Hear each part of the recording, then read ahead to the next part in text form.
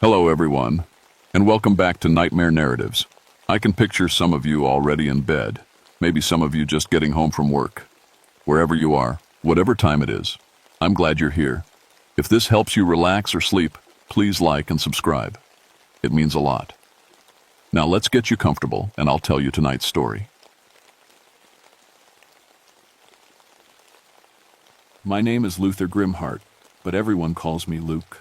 I've been a park ranger for 16 years now, and I've seen things out here in the Alaska wilderness that would make most people pack up and head back to the city. But nothing, and I mean nothing, prepared me for what I found in February of 1974. I was stationed at Yukon-Charlie Rivers National Preserve, about as far from civilization as you can get without falling off the edge of the world. 300 miles of frozen, nothing between me and the nearest town. Just me, my radio, and more emptiness than a person should have to deal with. The call came in on a Tuesday morning. The temperature had been sitting at 50 below for a week straight, the kind of cold that makes your spit freeze before it hits the ground. My supervisor's voice crackled through the radio static. "Luke, we got a missing family, the Morrisons. 5 of them parents, 3 kids. Last check-in was 6 days ago, near the old mining camps up the Prez. Yukon River Valley. I knew those camps. Abandoned gold mines from the 1800s, nothing left but rotting timber and rusted equipment. No place for a family to be camping in winter, but people did stupid things sometimes." "How long they been out there?" I asked, already pulling on my gear. 2 weeks total. Tom Morrison's an experienced winter camper. But the radio popped and hissed. "Just find them, Luke. Fast." I loaded my pack with everything I might need. My rifle, A308 that had been with me since Vietnam, extra ammunition, survival gear, medical supplies, food for a week, though I hoped I wouldn't need that long. The thing about being alone out here is that your mind starts playing tricks on you, especially when you've got the kind of background I have. 3 tours in Vietnam, Special Forces, Sniper Division. I'd killed more men than I cared to count, and sometimes, in the quiet of the wilderness, I could still hear their voices. My colleagues back at headquarters thought I was a little too intense. They weren't wrong. I volunteered for the dangerous jobs, the ones that might require my particular skills. There was something in me that missed the hunt, missed the feeling of having a target in my crosshairs. But out here, the only things to hunt were animals, and that had stopped being enough a long time ago. I strapped on my snowshoes and started north toward the mining camps. The snow was deep over 10 feet in some places, and the world was painted in nothing but white and gray. No wind, no sound except the crunch of my shoes and my own breathing. After 6 hours of travel, I found their first campsite. The tent was still standing, which was a good sign.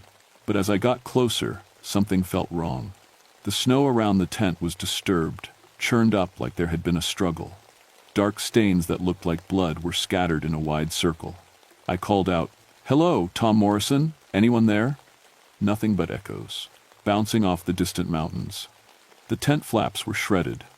Not cut clean like a knife would do, but torn raggedly from the inside. Like something had clawed its way out in a panic. I found sleeping bags, camping gear, even food supplies still packed away. Whatever happened here, it happened fast. But there were no bodies. I found tracks leading away from the camp. Boot prints, definitely human, but wrong somehow. They started normal enough, but after about 50 yards, they started changing, getting longer. The stride was too wide for any person I'd ever seen. An old memory tickled the back of my brain. Stories the local Athabascan people used to tell. Legends about something called a Wedico, a creature born from starvation and desperation that turned people into cannibals. But those were just stories, weren't they? The tracks led north, deeper into the mining country. I followed them as the short winter days started to fade. That's when I heard it for the first time, a sound that made my blood freeze colder than the air around me. Screaming. Human screaming, echoing from somewhere up ahead. But there was something wrong with it. It went on too long, hit notes too high and too low for any normal voice. I unslung my rifle and checked the action. Whatever was out there, whatever had happened to the Morrison family, I was going to find it. And maybe, just maybe, I'd finally get to use these skills the Army had taught me on something that deserved it. The screaming stopped as suddenly as it had started. In the silence that followed, I could hear my own heartbeat pounding in my ears. I was scared, sure, but underneath the fear was something else. Something that felt almost like excitement. I had a hunt ahead of me. The tracks led me through a maze of abandoned mine shafts and crumbling wooden structures. This place had been dead for almost 100 years, but it felt like something was watching me from the shadows. Every step I took seemed too loud in the frozen silence. I found her just before dark. Jessica Morrison, 8 years old, according to the missing persons report. She was lying in a snowbank about 50 yards from the largest mine entrance, and at first I thought maybe she'd just frozen to death. Kids sometimes wandered off from camp, got lost, succumbed to the cold. But when I got closer, I saw the truth. Something had been eating her. I've seen death before. I've caused death before. In Vietnam, I learned to disconnect my emotions when I looked at bodies. But this was different. The bite marks were clearly human. I could see the tooth patterns in the frozen flesh, but they were too big, too deep, like someone with the jaw strength of a bear but the dental structure of a person. The strange part was how I felt looking at her. I should have been horrified, sick, angry. Instead, I felt a weird excitement building in my chest, like I was looking at the work of a master, craftsman, the precision of it, the systematic way the flesh had been removed. I shook my head, trying to clear those thoughts. This was a dead child, for God's sake. What was wrong with me? I radioed back to headquarters. Found one of the Morrison kids, 8-year-old girl. She's dead. Looks like animal attack, but what, Luke? I don't know. Something's not right here. I'm going to keep searching. Copy that. Be careful out there. I covered Jessica's body with my spare tarp and marked the location. Her parents would want to bury her properly, assuming I could find them alive. But deep down, I was starting to suspect that wasn't going to happen. The tracks continued past Jessica's body, leading toward the main mining complex. These old camps were built into the mountainside, with tunnels that went back for miles. Perfect place to hide if something was hunting you. Also, perfect place to get trapped if that something found you. I had a flashlight, but I was reluctant to use it. Light would give away my position to whatever was out there. Better to let my eyes adjust and move quietly. My sniper training kicked in: slow, deliberate movement, careful foot placement, constant awareness of my surroundings. The mine entrance loomed ahead of me like a mouth. The wooden support beams were rotted and sagging, icicles hanging down like teeth. I could smell something coming from inside, something rotten and sweet. More screaming echoed from the depths of the tunnel. This time I could tell it was a man's voice, probably Tom Morrison. But it cut off suddenly, ending in a wet, choking sound that made my stomach turn. I checked my rifle again and started into the mine. The smell got stronger as I went deeper. Death and decay, but also something else. Something that reminded me of a butcher shop. The tunnel branched off in several directions, and I had to follow the sound of footsteps and low growling to know which way to go. I found Tom Morrison in a side chamber about 100 yards into the mine. He was hanging upside down from a wooden beam, strung up like a deer during hunting season. His throat had been cut, and most of the blood had drained out onto the frozen ground below. But that wasn't the worst part. Someone had been butchering him, systematically removing meat in clean, precise cuts. Not the frenzied tearing I'd expect from a wild animal, but careful work, like someone who knew what they were doing. I heard movement behind me and spun around, rifle ready. Nothing there but shadows and the echo of my own breathing. But I had the distinct feeling I was being watched. "Hello?" I called out softly. "Mrs. Morrison? Kids, are you in here?" A sound came back that raised every hair on my body. Low laughter, almost human, but not quite. It seemed to come from everywhere at once, bouncing off the tunnel walls. That's when I saw the footprints in the sandy floor. The same tracks I'd been following, but now I could see them clearly. They started out human-sized, but as they went deeper into the mine, they got longer and wider. The toe impressions showed claws instead of normal toenails. Whatever I was hunting, it wasn't entirely human anymore. I followed the tracks deeper into the mine, past more side chambers and abandoned equipment. The smell was getting stronger, and now I could hear sounds ahead of me, wet, tearing noises, like someone eating. Part of me knew I should turn around, get out of there, call for backup. But a bigger part of me was excited by the hunt. This was what I'd been missing since Vietnam. A real enemy, something dangerous that needed to be stopped. And if it happened to be something that deserved killing, well, that was just a bonus. The tunnel opened up into a large chamber, probably where they used to store equipment. My eyes had adjusted enough to make out shapes in the darkness. And what I saw there made me understand that the Morrison family was never going home. 3 more bodies, Ann Morrison and the 2 boys, Mike and Tommy. But Mike was moving. He was crouched over his baby brother's body, tearing at the flesh with his teeth and fingernails. His face was smeared with blood, and when he looked up at me, his eyes reflected light like an animal's. "Mike?" I whispered. He snarled and launched himself at me. I barely got my rifle up in time. Mike Morrison hit me like a wild animal, clawing and biting, trying to get at my throat. He was only 15 years old, but he had the strength of someone twice his size. His fingernails had grown into claws, and his teeth looked sharp and wrong. I managed to get the rifle barrel between us and shove him back. He rolled away and crouched in the shadows, watching me with those glowing eyes. "Mike, it's okay," I said, trying to keep my voice calm. "I'm here to help. I'm a park ranger." He tilted his head like a confused dog.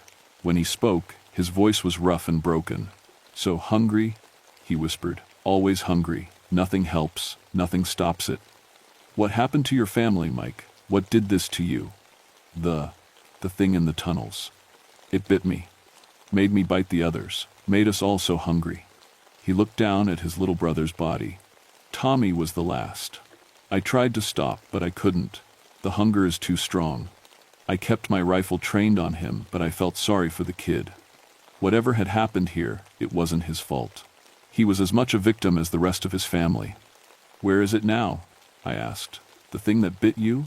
Mike's eyes went wide with fear. "Deeper. In the old shafts. It's waiting for you. It smells your hunger too." "What do you mean?" "The killing hunger. You have it. I can smell it on you. That's why it led you here. It wants to make you like us." A chill ran down my spine that had nothing to do with the cold. "You're wrong, kid. I'm here to help." But even as I said it, I knew he wasn't wrong. There was something inside me that had enjoyed looking at the bodies. Something that was interested in the precision of the butchery, the skill involved in taking apart a human being piece by piece. Mike lunged at me again. This time I was ready. The rifle shot echoed through the chamber like thunder. The bullet took him center mass and spun him around. He hit the ground and didn't get up. I stood there for a moment, breathing hard, looking down at what was left of the Morrison family. All dead now. All of them, victims of something that shouldn't exist. But as I stared at Mike's body, I felt that strange excitement again. The satisfaction of a clean kill, a target eliminated. And underneath that, a new feeling I didn't want to acknowledge. Hunger. Not regular hunger I'd eaten before I left that morning. This was something different. A craving for something I'd never wanted before. When I looked at Mike's blood, spreading across the frozen ground, my mouth watered. I backed away from the body, horrified by my own thoughts. What was happening to me? That's when I heard the footsteps in the deeper tunnels. Slow, deliberate, getting closer. And with them came a voice, low and raspy but definitely human. "Good," it called out. "You killed the boy. You liked it. I can smell your satisfaction. Who are you?" I shouted into the darkness. "What did you do to that family?" Laughter echoed back at me. I showed them the truth. The hunger that lives inside all of us. The hunger for meat, for blood, for the hunt. You know this hunger, soldier. You've fed it before. Images from Vietnam flashed through my mind. The satisfaction I'd felt when a target dropped. The way I'd volunteered for the most dangerous missions, hoping for a chance to use my skills. The way killing had made me feel more alive than anything else. "You're sick," I said, but my voice sounded weak even to me. "I'm free," the voice replied. "Free from the lies that society tells us about what we really are. We're hunters, not farmers. Predators, not prey." The boy understood this before he died. His family understood. Soon you will too. The footsteps were getting closer. I could see a shape moving in the deeper tunnel, but it was wrong somehow. Too tall, too thin. Moving in a way that human joints shouldn't allow. "I know what you are," I called out. "Wetiko. The hunger spirit. Smart man. Yes, I was human once. Trapped in these mines during the winter of 1847, my partners and I ran out of food. The snow was too deep to leave. We made difficult choices. The shape stepped into the chamber, and I got my first clear look at it. It had been human once, but starvation and something worse had changed it. It stood almost 12 feet tall, but was so thin it looked like a skeleton wrapped in gray skin. Its arms and legs were too long, ending in clawed hands and feet. Its face was gaunt and hollow, with black holes where its eyes should be and a mouth full of sharp, broken teeth. "I ate my partners," it continued in that rasping voice. "All of them. And when the rescue party found me in the spring, I ate them too." The hunger never stopped after that. It grew and grew until it became bigger than my human self. Now I am the hunger, and I spread it to others. The Morrison family fed me for a while, but they weren't enough. I need someone stronger, someone who already knows the joy of killing. Its empty eye sockets turned toward me. "Someone like you." I raised my rifle and fired.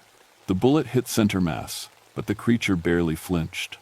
It smiled with those broken teeth. "Bullets can't stop hunger," it said, and started moving toward me. I fired again and again, backing toward the tunnel entrance. Some of the shots hit, some missed, but none of them seemed to slow the thing down. And with each step it took, I could feel something changing inside me. The hunger was getting stronger. I ran through the mine tunnels with the Wedico behind me, its claws scraping against the stone walls as it moved. But I wasn't just running from it, I was running from what I could feel happening inside myself. The hunger was spreading through my body like poison. My stomach cramped and twisted, empty no matter how much I tried to ignore it. And it wasn't food I was craving. When I thought about the Morrison family, about Mike's blood on the ground, my mouth filled with saliva, I burst out of the mine entrance into the frozen night. The temperature hit me like a physical blow, but I kept running. Behind me, I could hear the creature following, moving through the snow like it weighed nothing. "You can't run from what you are," it called after me. "I can smell the change in you. Your body knows what it needs." I made it about a mile before my legs gave out. I collapsed in a snowbank, gasping for air that felt like knives in my lungs. When I tried to stand, my legs wouldn't support me. They felt different somehow, longer. I looked down at my hands and almost screamed. My fingers had stretched out, and my fingernails had grown into sharp claws. When I touched my face, I could feel that my jaw had extended forward, and my teeth felt too big for my mouth. The Wedico caught up to me and stood looking down at my changing body. Up close, I could see the intelligence in those black eye sockets. This wasn't just a monster, it was a person who had chosen to become something worse. "How does it feel?" it asked. "The hunger? The strength? The clarity?" I tried to speak, but my voice came out as a growl. The changes were happening faster now. I could feel my spine stretching, my ribs expanding. Every nerve in my body was on fire. But underneath the pain was something else, a sense of aptory, rightness, like this was what I had always been meant to become. I fought it at first too, the creature said, tried to hold on to my human self. But why? Humans are weak. They pretend they don't want to hurt each other, but then they create wars and murders and all kinds of violence. At least we're honest about what we are. Images flashed through my mind. Every person I'd killed in Vietnam. The satisfaction I'd felt with each confirmed kill. The way I'd volunteered for the most dangerous missions, hoping for more chances to use my rifle. The secret excitement I'd felt looking at the Morrison family's bodies. Maybe it was right. Maybe this was just who I'd always been. "The boy saw it in you immediately," the Wedico continued. "The hunger, that's why his family had to die. I needed them to draw you here. You're going to be my partner, my hunter. Together we'll spread the hunger across this whole wilderness." I tried to fight the transformation, but my body wouldn't obey me anymore. My arms and legs continued to stretch and change. My human thoughts were getting harder to hold on to, replaced by simpler urges. Hunt, feed, kill. But then I remembered something, a conversation I'd had with an old Athabascan man back when I first got this job. He'd told me about the Wedico, but also about how to fight it. "Fire," I managed to whisper through my changing throat. "Wedico fears fire." The creature's smile faded. Fire won't save you now. You're too far along. In a few more minutes, you'll be just like me. And then we'll hunt together. I reached into my pack with hands that were barely hands anymore. My emergency flare was still there. With fingers that now ended in claws, I managed to pull the igniter. Red light filled the clearing as the flare burst into life. The Wedico shrieked and backed away, covering its face with those impossibly long arms. Fire purifies, I growled, my voice barely human now. Burns away the hunger. I pressed the flare against my own chest. The pain was incredible. Every nerve in my body screamed, as the fire burned through my jacket and into my flesh. But I could feel the transformation slowing, stopping. The hunger that had been consuming me from the inside began to fade. The Wedico lunged at me, trying to knock the flare away. Its claws raked across my face, but I held on.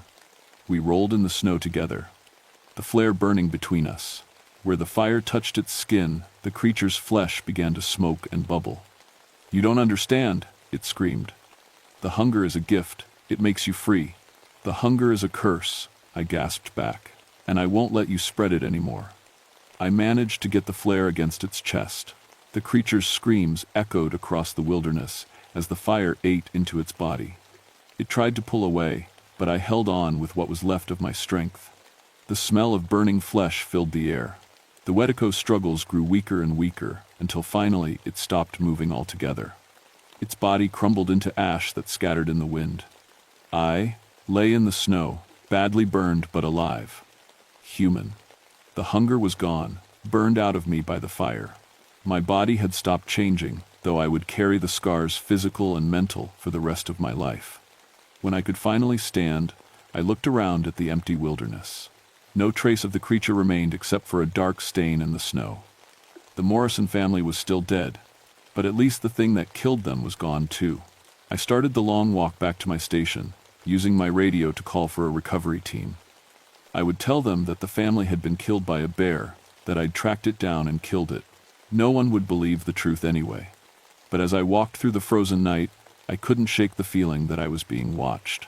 That somewhere out there in the darkness, other hungry things were waiting. The Wedico had told me it needed a partner. What if there were others like it? What if the hunger I'd felt was still out there, looking for a new host? I picked up my pace, eager to get back to the warmth and light of civilization, but I knew I would never really leave this place behind. Part of me would always be in those mine tunnels, fighting against the hunger that tried to claim my soul. And sometimes, in my weakest moments, I wondered what would have happened if I hadn't found that flare. That was 48 years ago, but I still think about it every day. The official report said the Morrison family died in an avalanche. Their bodies were never recovered because I told the rescue team the mine had collapsed, sealing off the tunnels. It was easier than explaining what I'd really found in there. I stayed on as a ranger for another 10 years, but I was never the same. The scars from the flare covered most of my chest, and I walked with a limp from the changes that had started in my legs. But the worst damage was inside my head. I kept having dreams about the Wetico, about the hunger. Sometimes I would wake up in the middle of the night with my mouth watering, craving something I couldn't name. Those were the nights I would sit by my fireplace until dawn, watching the flames and remembering how fire had saved my soul. The nightmares got worse over the years instead of better. I started drinking to make them stop, but that just made everything else worse. Eventually, I had to retire and move to a small town in Montana, as far from the wilderness as I could get. But the wilderness followed me anyway. Every few years, I would hear reports on the news. Hikers found dead in remote areas, their bodies showing signs of cannibalization. Campers who disappeared completely, leaving behind only bloody campsites. Missing persons cases that never got solved. Most people explained them away as bear attacks or serial killers. But I knew better. I knew what those bite marks really meant. The Wetico I killed wasn't the only one. There were others out there, spreading their hunger to anyone desperate or violent enough to be infected. And sometimes, late at night, when the wind was howling outside my windows, I wondered if I'd really burned all of the hunger out of myself. I never had a family, never trusted myself to be around people for too long. What if the infection was still inside me, just waiting for the right moment to resurface? What if I passed it on to someone I cared about? But I also never stopped fighting it. I kept emergency flares in every room of my house. I volunteered at the local fire department, finding comfort in being around fire and the people who fought it. And whenever I heard about one of those unexplained deaths in the wilderness, I would send anonymous tips to the authorities, suggesting they look for signs of human bite marks, telling them to be careful of anyone who survived when others didn't. I'm 72 now, too old to go hunting monsters in the wilderness. My hands shake too much to hold a rifle steady, and my legs can barely carry me up a flight of stairs, but I still keep watch. Last month, a young park ranger came to visit me. Said he'd heard I used to work up in Alaska, wanted some advice about a case he was working on. Missing family near Denali. Bodies found with unusual bite marks. I told him what I could without mentioning the supernatural parts. How to track in the wilderness, how to tell animal attacks from human violence, how to stay safe when you're hunting something dangerous. But before he left, I gave him something else. A box of emergency flares and some advice that probably sounded crazy. If you find whatever did this, I told him, and it talks to you. If it tries to make you understand its point of view, don't listen. And if you start feeling hungry in a way that food won't fix, you light one of these flares and you burn that feeling right out of yourself. You understand me? He looked at me like I was a crazy old man, but he took the flares. I hope he never has to use them. But if he does, I hope he remembers what I told him, because the truth is, the hunger never really goes away. It just waits. In the deep places of the world, in the hearts of people who have killed and liked it, in the spaces between civilization and wilderness where anything can happen, I've spent almost 50 years keeping it at bay. When I die, someone else will have to take over. Maybe that young ranger? Maybe someone else who's strong enough to fight the hunger and smart enough to know when fire is the only answer. The Wetico is still out there. Maybe not the same one I killed, but others like it. Waiting in the cold and the dark for people desperate enough or hungry enough to listen to their whispers. And as long as there are people who enjoy violence, who feel that secret satisfaction when they cause pain, the hunger will keep spreading. All we can do is fight it. One flame at a time.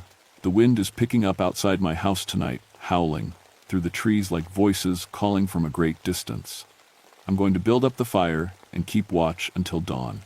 Just like I have every night for the past 48 years, just like I will for whatever time I have left, because some hungers never end. They just wait.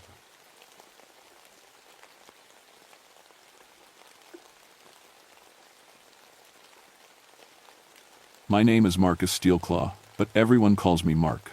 I've been a park ranger for 12 years now, working the wild places where most people never go.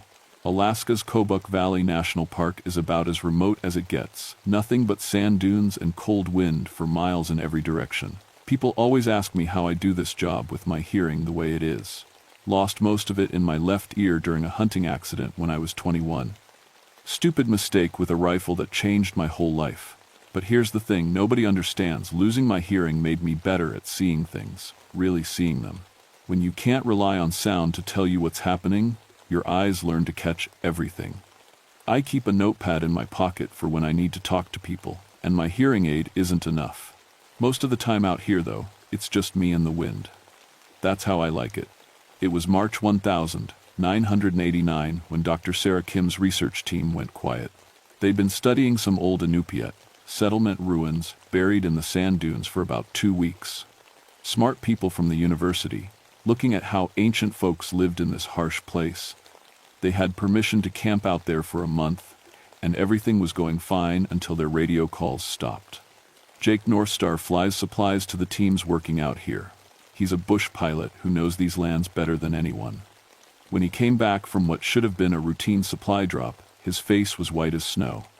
"I saw them," he told me, writing it down when he noticed I was struggling to hear him over the plane engine. The whole team was waving at me from the dunes, but when I landed at their camp, nobody was there. All their stuff was still set up, food still warm in the pot, but no people. That made my skin crawl. In 12 years of ranger work, I'd seen people get lost, get hurt, even get killed by bears or the weather, but I'd never seen anything like what Jake was describing. Maybe they went exploring and just got back after you left? I wrote back. Jake shook his head hard. I circled back 3 times, Kept seeing them wave, but every time I landed, the camp was empty. Mark, something's not right out there. I packed my gear that afternoon, standard survival stuff, plus my binoculars and extra batteries for my hearing aid. The weather was turning one of those sudden spring changes where the temperature drops 20 degrees and the wind picks up. If the team was in trouble, we didn't have much time. The flight out to the dunes took 40 minutes. Below us, the Kobuk Valley spread out like something from another planet. Most people think of Alaska as all trees and mountains, but this place is different. Sand dunes stretch for miles, shifting and changing with every storm. In winter, it looks like a frozen desert. Jake set me down at the research camp as the sun was getting low. The first thing I noticed was how neat everything looked. Tents arranged in a perfect line, equipment organized just so. The fire pit had cold ashes, but there was still food laid out like someone had just stepped away for a minute.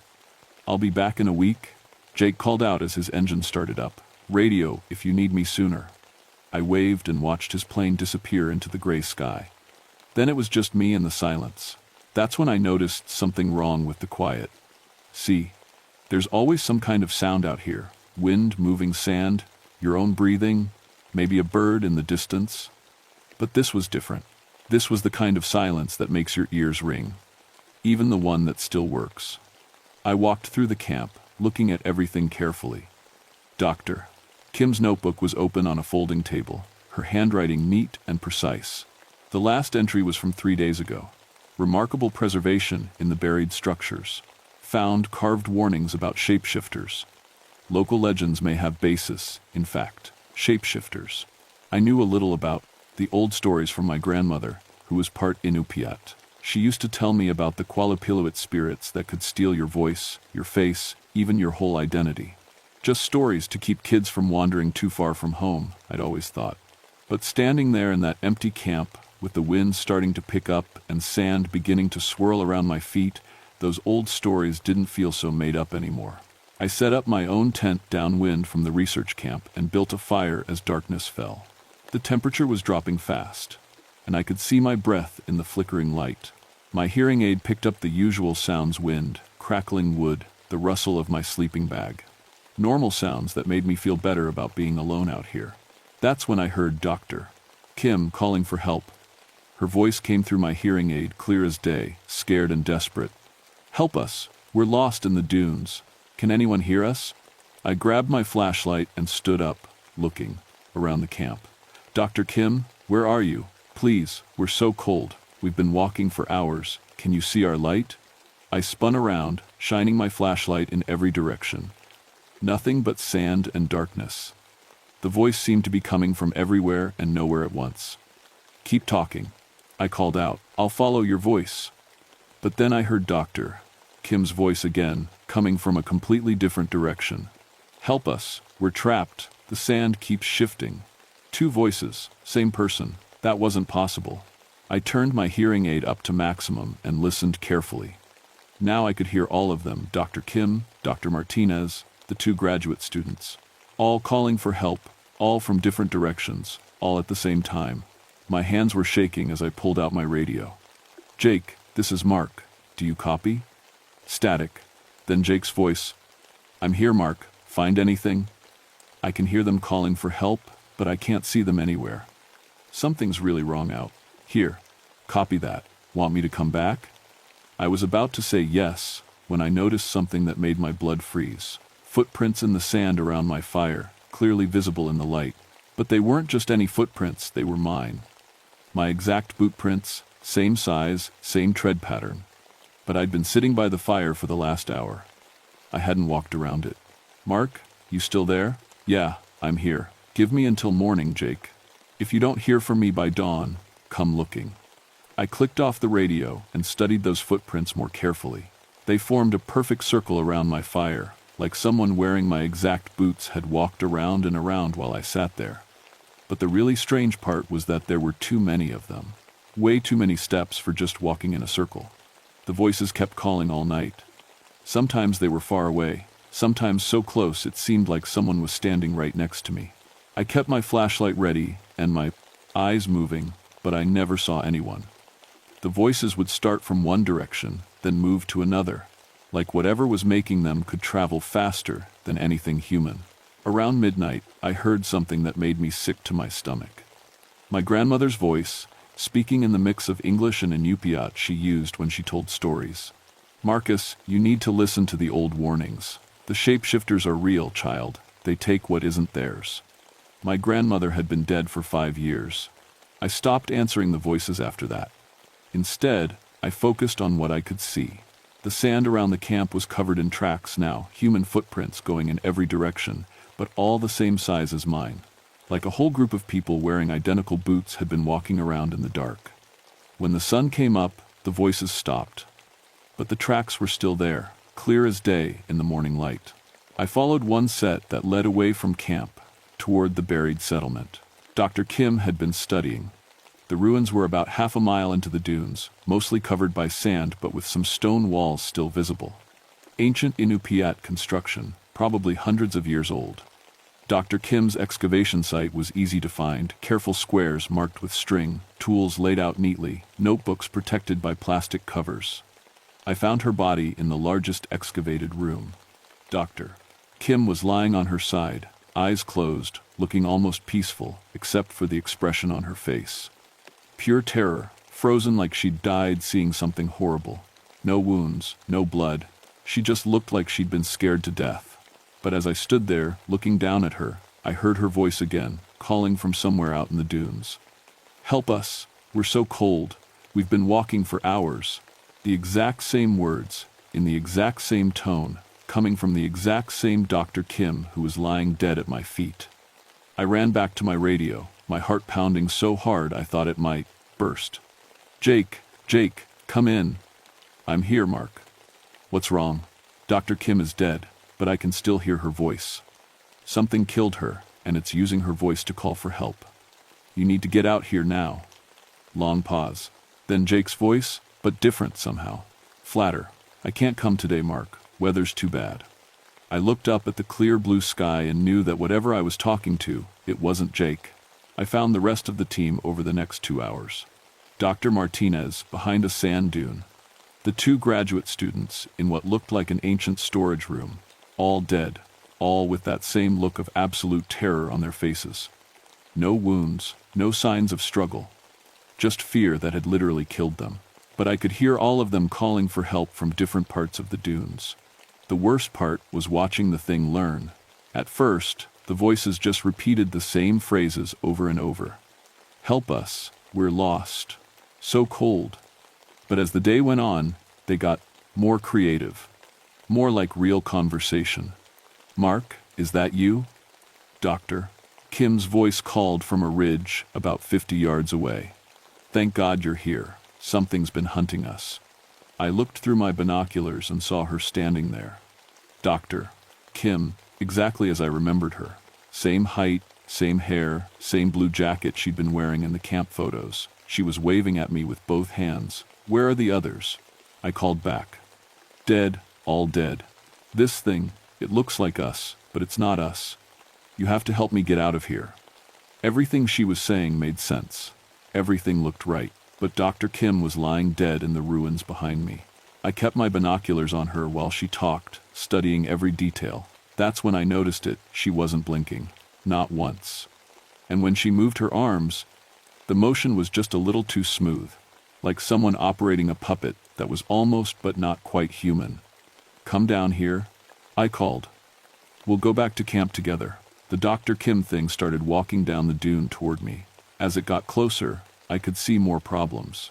It walked too straight, like it was on rails. Its face never changed expression, and its eyes never looked away from mine, not even when stepping over rocks or rough ground. When it got about 20 feet away, I turned and ran. Behind me, Dr. Kim's voice changed. It got angry. "Mark, don't leave me. Mark, come back. Mark." But underneath her voice, I could hear something else. A sound that made my teeth ache and my skin crawl. Like wind blowing through a tunnel, or maybe like something very large, breathing. I ran back to my camp and grabbed my radio. "Jake, if you're really Jake, you need to listen to me. Don't land here. Don't come anywhere near this place. There's something here that copies people." "Mark, you're not making sense. I'm coming to get you." What's my grandmother's name? I asked. Long pause. I don't know, Mark. You never told me. The real Jake knew my grandmother. He'd met her at the ranger station Christmas party 2 years before she died. Her name was Anna. You're not Jake, I said into the radio. The thing on the radio laughed. It was Jake's laugh, but it went on too long and got too high at the end. That afternoon, I started seeing multiple versions of the same people. 2 Dr.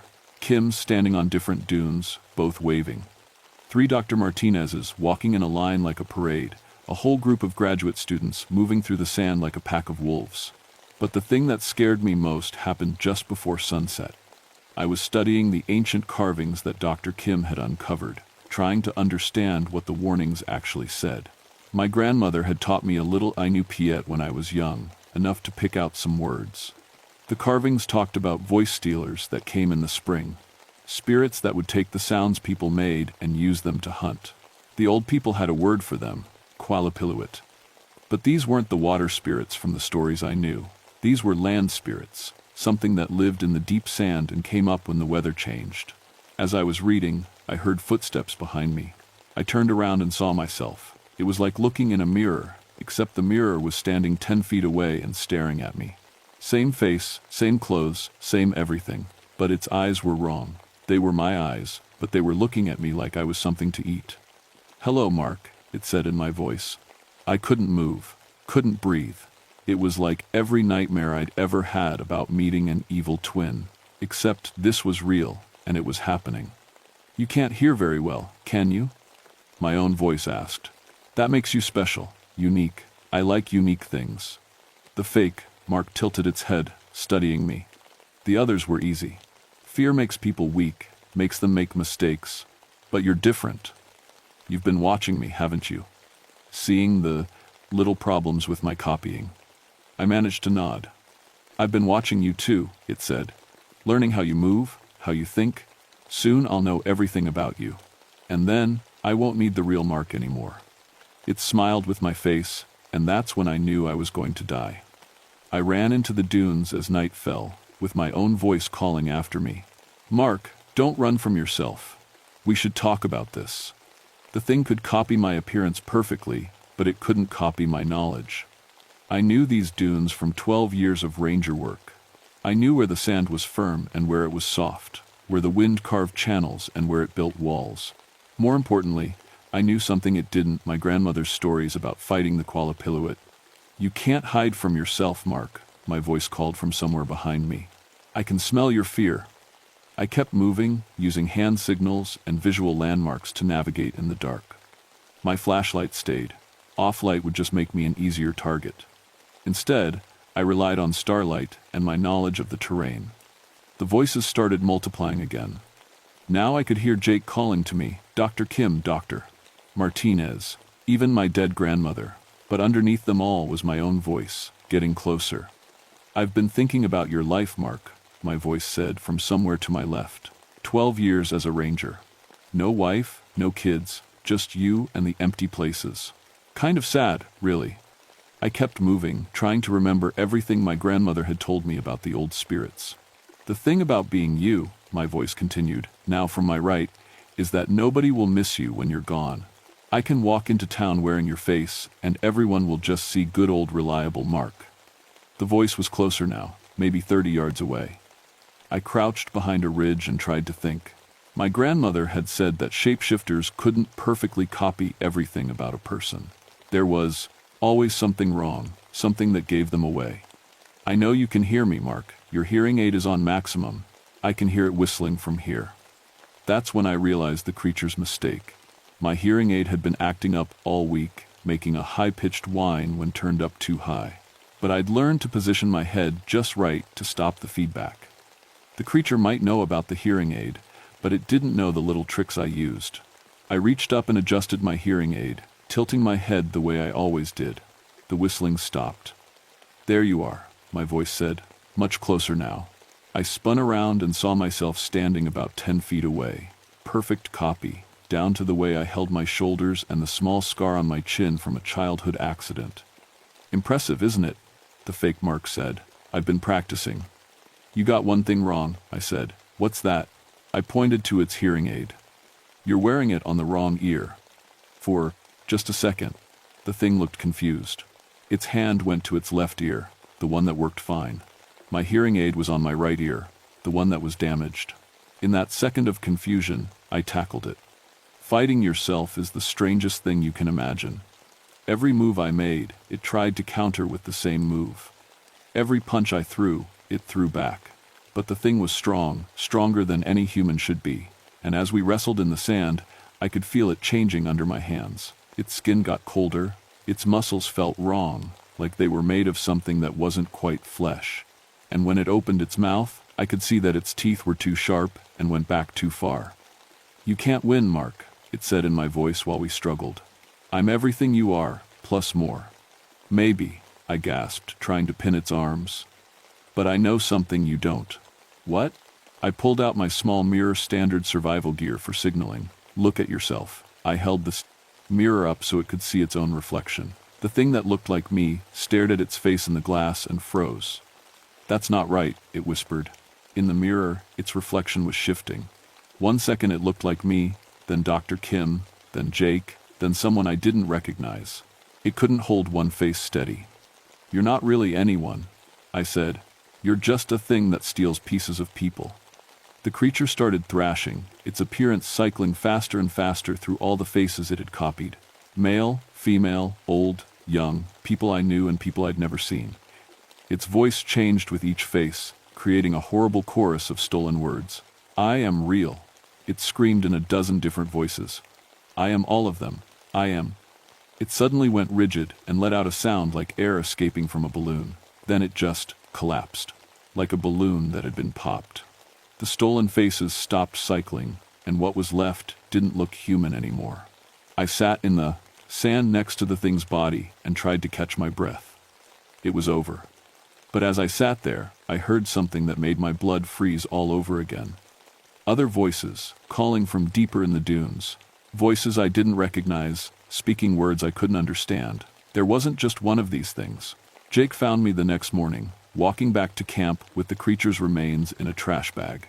He took one look at my face and didn't ask questions until we were back in town. What happened out there, Mark? I told him everything. About the voices, the shapeshifter, the ancient warnings carved in stone. I showed him the body, which looked like nothing more than melted wax by then. Jesus, he whispered. What do we do? We seal off that area, I said, permanently, and we watch for signs that there might be others. The official report blamed the research team's deaths on exposure and equipment failure. The site was declared off-limits due to unstable geological conditions. All true, in a way, but I kept the real truth. I developed new protocols for investigating cases where witnesses gave impossible testimony, times when multiple people claimed to see the same person in different places, times when voices called from empty places. My hearing got worse over the next few years, until I had to retire from active duty. But I stayed involved as a consultant, the guy they called when a case didn't make sense, the guy who knew how to spot the little differences that gave the copies away, because there were others.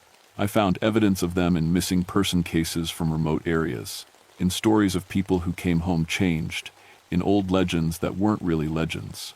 The thing that scared me most wasn't that these creatures existed, it was that they were getting better at copying us. Each one I encountered was more perfect than the last, harder to detect, better at being human. Sometimes I wonder if I've already met one that I couldn't spot. Someone who was just a little too perfect, who never made the small mistakes that real people make. Someone who was wearing a stolen face so well that even I couldn't see through it. The Inupiat word Kolopiluit has another meaning I didn't know when I was younger. It doesn't just mean shapeshifter. It means the thing that makes you question who you really are. After what happened in those dunes, I understand why the old people feared them so much. It's not just that they can steal your voice or copy your face. It's that once you know they exist, you start wondering about everyone around you. You start looking for the little signs that someone isn't who they appear to be. You start questioning whether the people you trust are really the people you think they are. And late at night, when I'm alone in my cabin, I sometimes catch myself in the mirror and wonder if the thing that looks back at me is still really Marcus Steelclaw, or if something, Wearing my face learned to fool even me. The voices in the dunes went quiet after that spring, but I still listen for them. Because I know they're out there, learning, copying, getting better at being us. And someday, one of them might be perfect enough that nobody, not even someone who knows what to look for, will be able to tell the difference. That's the day we should all be afraid of. The day when the thing that mimics voices learns to mimic souls.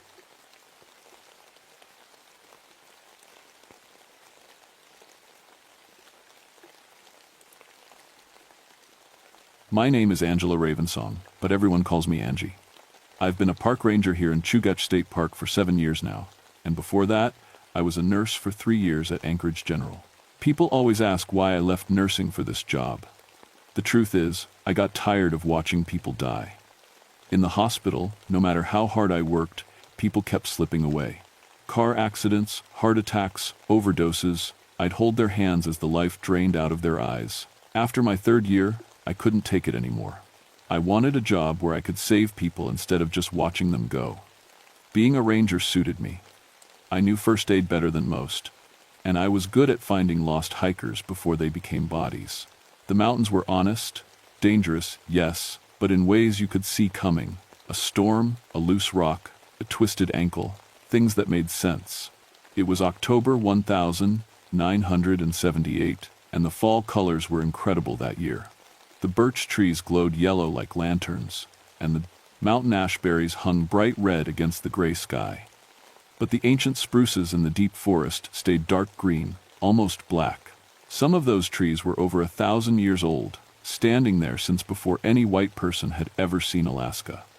The Dena'ina people, who lived here first, had stories about those old trees. My grandmother was half Dena'ina, and she used to whisper about the tree walkers, spirits that lived in the ancient spruces and collected souls like berries. I never paid much attention to those stories until that October. I was alone at the ranger station when the call came in. A woman named Mrs. Walsh was crying on the phone about her daughter Jenny, who'd been hiking in the Thunderbird Creek area and hadn't come back. Jenny was 23, an experienced hiker, and she'd only planned to be out for the day. "She knows these trails better than anyone," Mrs. Walsh sobbed. "Something's wrong. I can feel it." I grabbed my pack, medical kit, rope, emergency supplies, and my radio. My partner Tom was supposed to meet me the next day for a training exercise, but I couldn't wait. If Jenny was hurt somewhere, every hour mattered.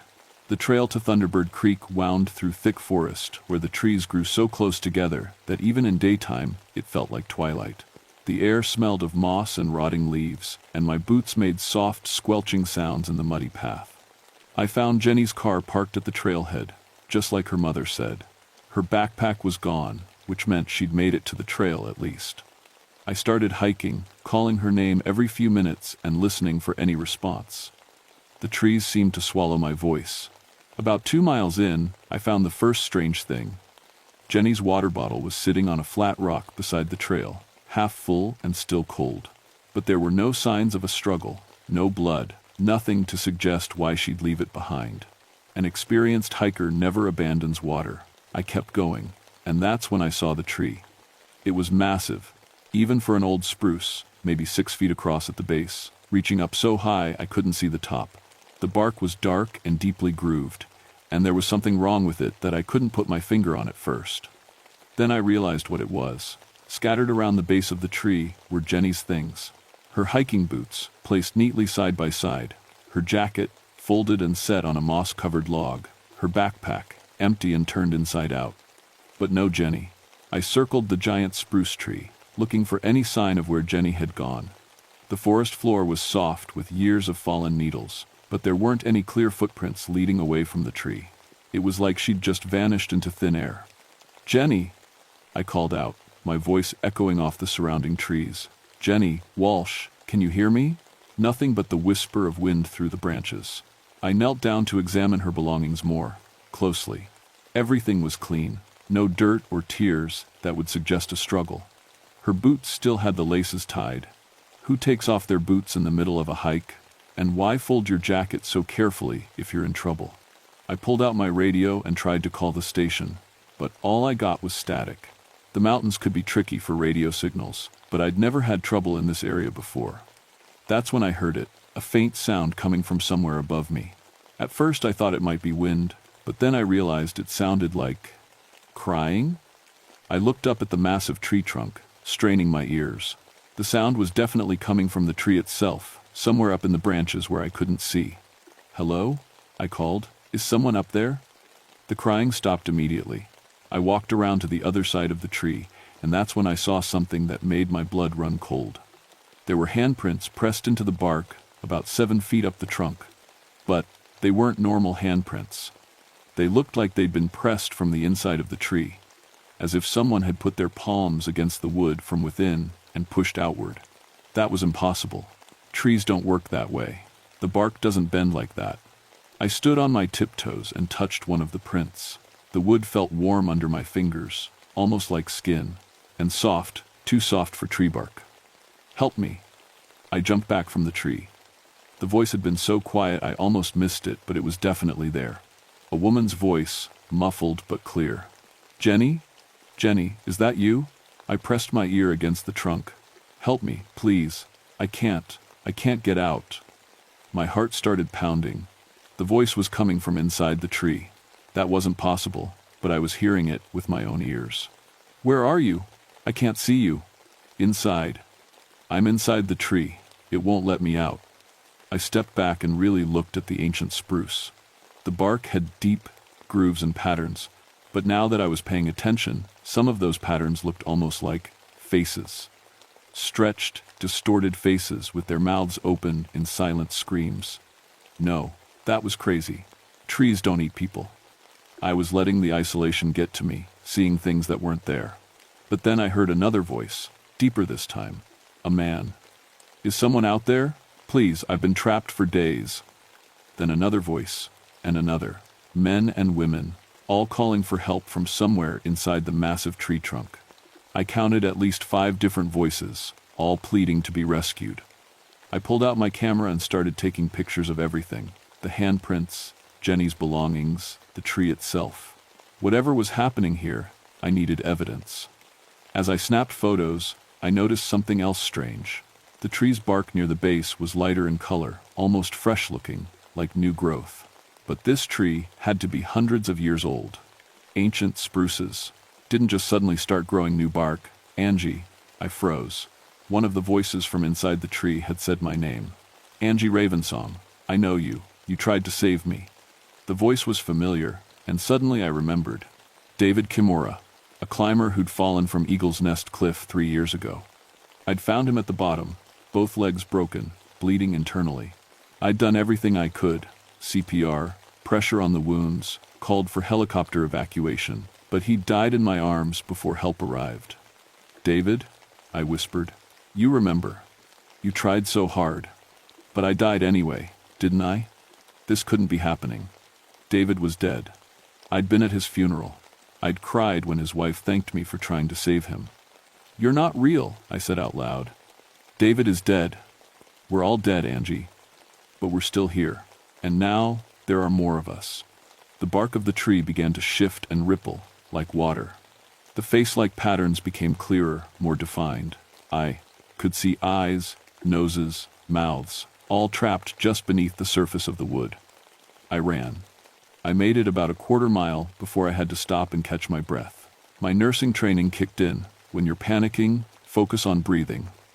In through your nose, out through your mouth. Count to 5 on each breath. But even as my heart rate slowed down, I couldn't shake what I'd seen and heard. Those voices had been real. I knew David's voice, and that had definitely been him speaking from inside the tree. I tried my radio again, still nothing but static. I needed to get back to the ranger station and call for backup. Whatever was happening in that grove, it was way beyond what one person could handle. But I also couldn't just leave if there was any chance those people were really trapped and still alive. As I hiked back toward the parking area, I started thinking about the Dena'ina stories my grandmother used to tell. Tree walkers that collected souls, trees that were hungry. I'd always figured they were just myths. But what if they were based on something real? The trail seemed longer, going back, and the shadows were getting deeper. It would be dark soon, and I didn't want to be in these woods after sunset. I was almost to the parking area when I saw him. another hiker coming up the trail toward me. A young guy in his 20s with a heavy pack and expensive hiking boots. "Hey there," he called out. "I'm looking for the old-growth grove. I heard there are some really ancient trees back there." "Don't go that way," I said quickly. "The trail's closed for maintenance." He frowned. There wasn't any notice at the trailhead. I drove 3 hours to see those trees. I should have made him leave. I should have escorted him back to his car and made sure he drove away. But he seemed so normal, so alive, and I was starting to doubt my own sanity. Maybe I'd imagined everything. "Just be careful," I told him. "And don't go off the marked trail." He nodded and kept hiking. I watched him disappear into the trees and felt a sick knot form in my stomach. 20 minutes later, I heard the screaming. It came from deep in the forest, echoing off the mountains. A man's voice, high and terrified, screaming for help. Then it cut off suddenly, like someone had flipped a switch. I ran back up the trail, my medical kit bouncing against my hip. The screaming had come from the direction of the old spruce grove. I found his backpack first, sitting neatly at the base of a different ancient tree, about 50 yards from where I'd found Jenny's belongings. This spruce was almost as large as the first one, and just like before, the hiker's gear was arranged carefully around the base. His boots, his jacket, his water bottle, everything except the man himself. "Hello?" I called out. "Are you okay?" I heard screaming. Silence for a moment, then a familiar voice from inside the tree trunk. "Angie? Is that—" It was the same man I'd just met on the trail. "Mark," he'd said. His name was Mark Stevens. "Mark, where are you?" I don't know how to explain this. I'm inside the tree. It pulled me in somehow." I pressed my ear against the bark. His voice was muffled but clear. "That's impossible, Mark. Trees don't pull people inside them." I know how it sounds, but I was just looking at the tree, taking some pictures, and these branches came down and grabbed me. They pulled me right into the trunk. "I can't move. I can't see anything. Please get me out of here." I examined the bark closely. Just like the first tree, there were handprint impressions pressed into the wood from the inside. Fresh ones. "Mark, I'm going to get help, okay? I'll be right back. Don't leave me here. Please." But I was already backing away from the tree. This was beyond anything I could handle alone. I needed to get to a phone and call for. What? The police? The fire department? How do you explain that trees are eating people? As I turned to leave, I noticed something that made my blood freeze. There were more ancient spruces in this grove than I'd realized. At least a dozen of them, scattered through the forest. And now that I was really looking, I could see that several of them had belongings scattered around their bases. Hiking boots, backpacks, clothes. How long had this been going on? How many people had disappeared in these woods? I started jogging toward the trailhead, but the trees seemed to shift and move in my peripheral vision. When I looked directly at them, they were perfectly still, but I could swear they were repositioning themselves. The path that had been clear an hour ago was now blocked by low-hanging branches. It took me twice as long to get back to my truck, and by the time I reached the parking area, it was getting dark. I tried starting the engine, but nothing happened. The battery was dead, even though it had been fine. That morning, I popped the hood and checked the connections. Everything looked normal, but the battery was completely drained, like something had been feeding off it. That's when I heard the voices again, carried on the wind from deep in the forest. Dozens of them now, all calling my name. "Angie, Angie, come back. We need you. Help us, Angie." I grabbed my flashlight and started walking toward the road. It was 5 miles to the nearest house, but I could make it by midnight if I kept moving. Behind me, the voices from the forest grew louder. I made it about 2 miles down the road before I saw headlights coming toward me. A Park Service truck, Tom's truck. He wasn't supposed to arrive until tomorrow morning, but I'd never been happier to see anyone in my life. "Angie." Tom pulled over and rolled down his window. "What are you doing out here? I got worried when I couldn't reach you on the radio." Tom Birch had been my partner for 3 years. He was steady, practical, and one of the best trackers in Alaska. If anyone could help me figure out what was happening in that forest, it was him. "Tom, thank God you're here. We have a serious problem. People are disappearing in the old growth grove, and it's not normal disappearances. Something is." I paused, realizing how crazy this was going to sound. Something is wrong with the trees. Tom frowned. What do you mean, wrong with the trees? I climbed into the passenger seat and told him everything. Jenny's belongings, the voices from inside the tree trunks, Mark Stevens being absorbed right in front of me. Tom listened without interrupting, but I could see the skepticism in his eyes. Angie, you've been alone in the woods all day. Sometimes isolation can play tricks on your mind. Are you sure you didn't just hear echo effects? Maybe some hikers calling from further away? I know how it sounds, but I'm not imagining this. We need to call for backup and cordon off that entire area. Tom was quiet for a moment. Tell you what, let's go take a look together. If there's really something dangerous out there, we need to know what we're dealing with before we call in a full response team. I didn't want to go back to those trees, especially in the dark. But Tom was right. We needed more information before we could file a credible report. We drove back to the trailhead and hiked in using our flashlights. Tom had brought his rifle, which made me feel slightly better. The forest was eerily quiet, no night sounds, no owls or rustling animals, just our footsteps on the muddy trail. There, I said, pointing my flashlight beam at the first massive spruce. That's where I found Jenny's gear. Tom walked around the tree, examining the belongings that were still scattered at its base. This is definitely strange placement. But people do weird things when they're having mental health crises. Maybe she was suicidal and... Listen, I interrupted. The voices were starting again. Faint at first, but growing stronger. Help us. Please help us. We're trapped. Tom's flashlight beam wavered. What the hell? It's coming from inside the tree, I whispered. We both pressed our ears against the bark. The voices were unmistakable now. Multiple people, men and women, all pleading for rescue from somewhere inside the massive trunk. Tom? Tom Birch? Is that you? One of the voices was addressing Tom directly. His face went pale in the flashlight beam. That's my Uncle Carl. But he's been dead for 10 years. The forest remembers everyone who died here, said Carl's voice from within the tree. And now it wants the living too. The bark began to shift and ripple under our hands. I could feel it growing warmer, softer, more like flesh than wood.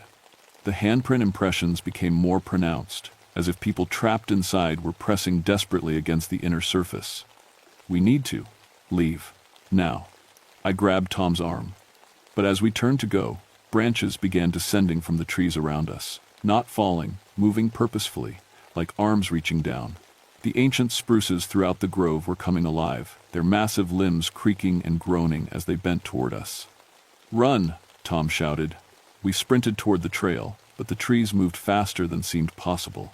Branches whipped at our faces, roots erupted from the ground to trip us, and I could swear the trunks themselves were shifting to block our path. A thick branch wrapped around my ankle and yanked me off my feet. I hit the ground hard, knocking the wind out of my lungs. As I gasped for air, I felt the forest floor beneath me becoming soft and spongy, like it was trying to absorb me. Tom turned back and grabbed my hands, pulling against the branch that held me. Hold on. But more branches were descending, and I could see the bark of the nearest tree opening like a mouth. The wood stretched and gaped, revealing a hollow space inside the trunk that pulsed with a sick, organic light. It wants us alive, I realized. It doesn't just kill people, it keeps them. Tom raised his rifle and fired 3 shots into the tree trunk. The bullets disappeared into the wood without leaving any visible damage, but the tree recoiled with what sounded like a scream of pain. The branch around my ankle loosened, and I scrambled to my feet. We ran harder than I'd ever run in my life, crashing through underbrush and leaping over fallen logs. Behind us, the entire forest seemed to be moving, pursuing us with the slow but relentless determination of something that had all the time in the world. We didn't stop running until we reached Tom's truck. What the hell was that? Tom gasped, leaning against the hood. I think it's all one organism, I said, pieces clicking together in my mind. All those ancient trees are connected underground by their root systems. They share consciousness. And they've been feeding on people for God knows how long. Tom stared back at the dark forest. The absorbed people, they're still conscious? From what I could tell, yes. Trapped, but aware. It's keeping them alive somehow, preserving their minds within the collective. We have to do something. We can't just leave them there. I thought about my nursing training, about the medical supplies I always carried. Maybe there is something we can do. But it's dangerous, and I don't think we both survive it. Tom looked at me steadily. What do you need? What I needed was something that could kill an organism from the inside. Something that would work on living tissue, but that I could deliver through the tree's absorption process. In my medical kit, I had morphine. Enough morphine to kill a person if injected directly. The organism keeps its victims alive to preserve their consciousness, I explained to Tom as we prepared. But if I can get absorbed while carrying a lethal dose of morphine and inject it into the organism from within. That's suicide, Angie. Maybe. But it's the only way to free everyone trapped in there. And if we don't stop this thing, it's going to keep taking people. Tom was quiet for a long moment. There has to be another way. You saw what happened when you shot it. Conventional weapons don't work. This thing has been growing for centuries, maybe longer. It's too big, too distributed to attack from the outside. In the end, Tom insisted on creating a distraction while I approached the main tree with the morphine. The plan was for him to draw the organism's attention to one side of the grove while I let myself be absorbed on the other side. It should have worked. But the organism was smarter than we'd given it credit for. As soon as we entered the forest, it split its attention. Half the trees focused on Tom, while the other half came for me.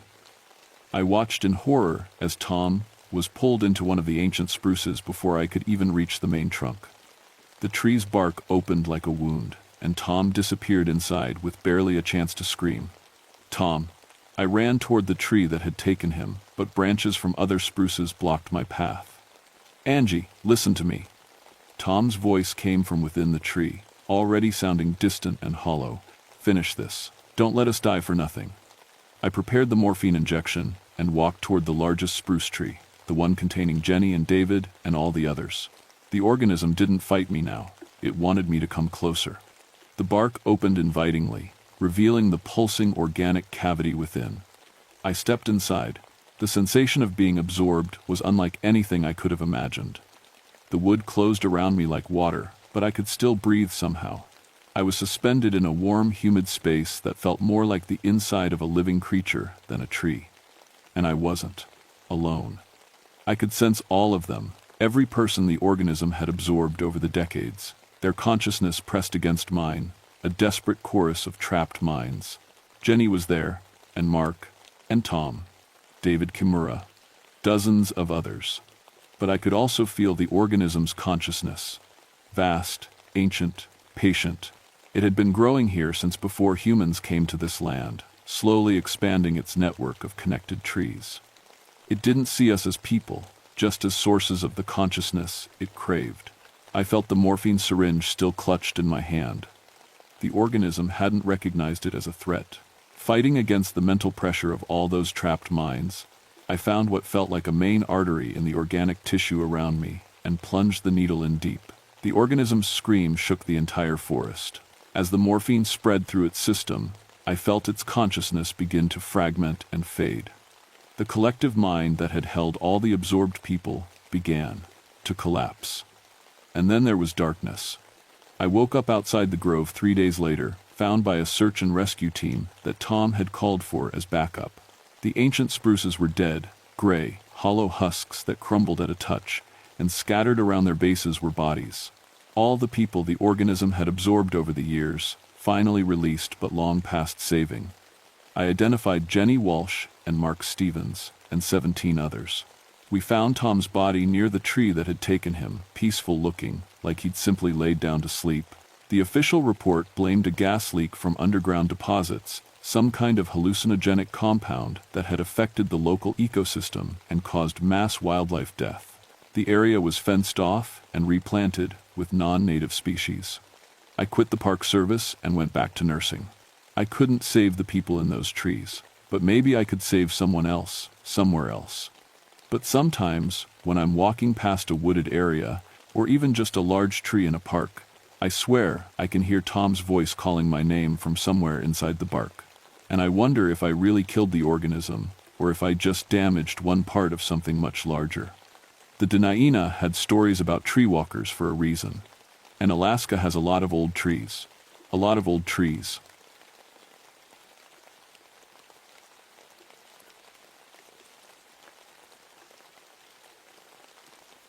My name is Rebecca Wolfsbane, but everyone calls me Becky.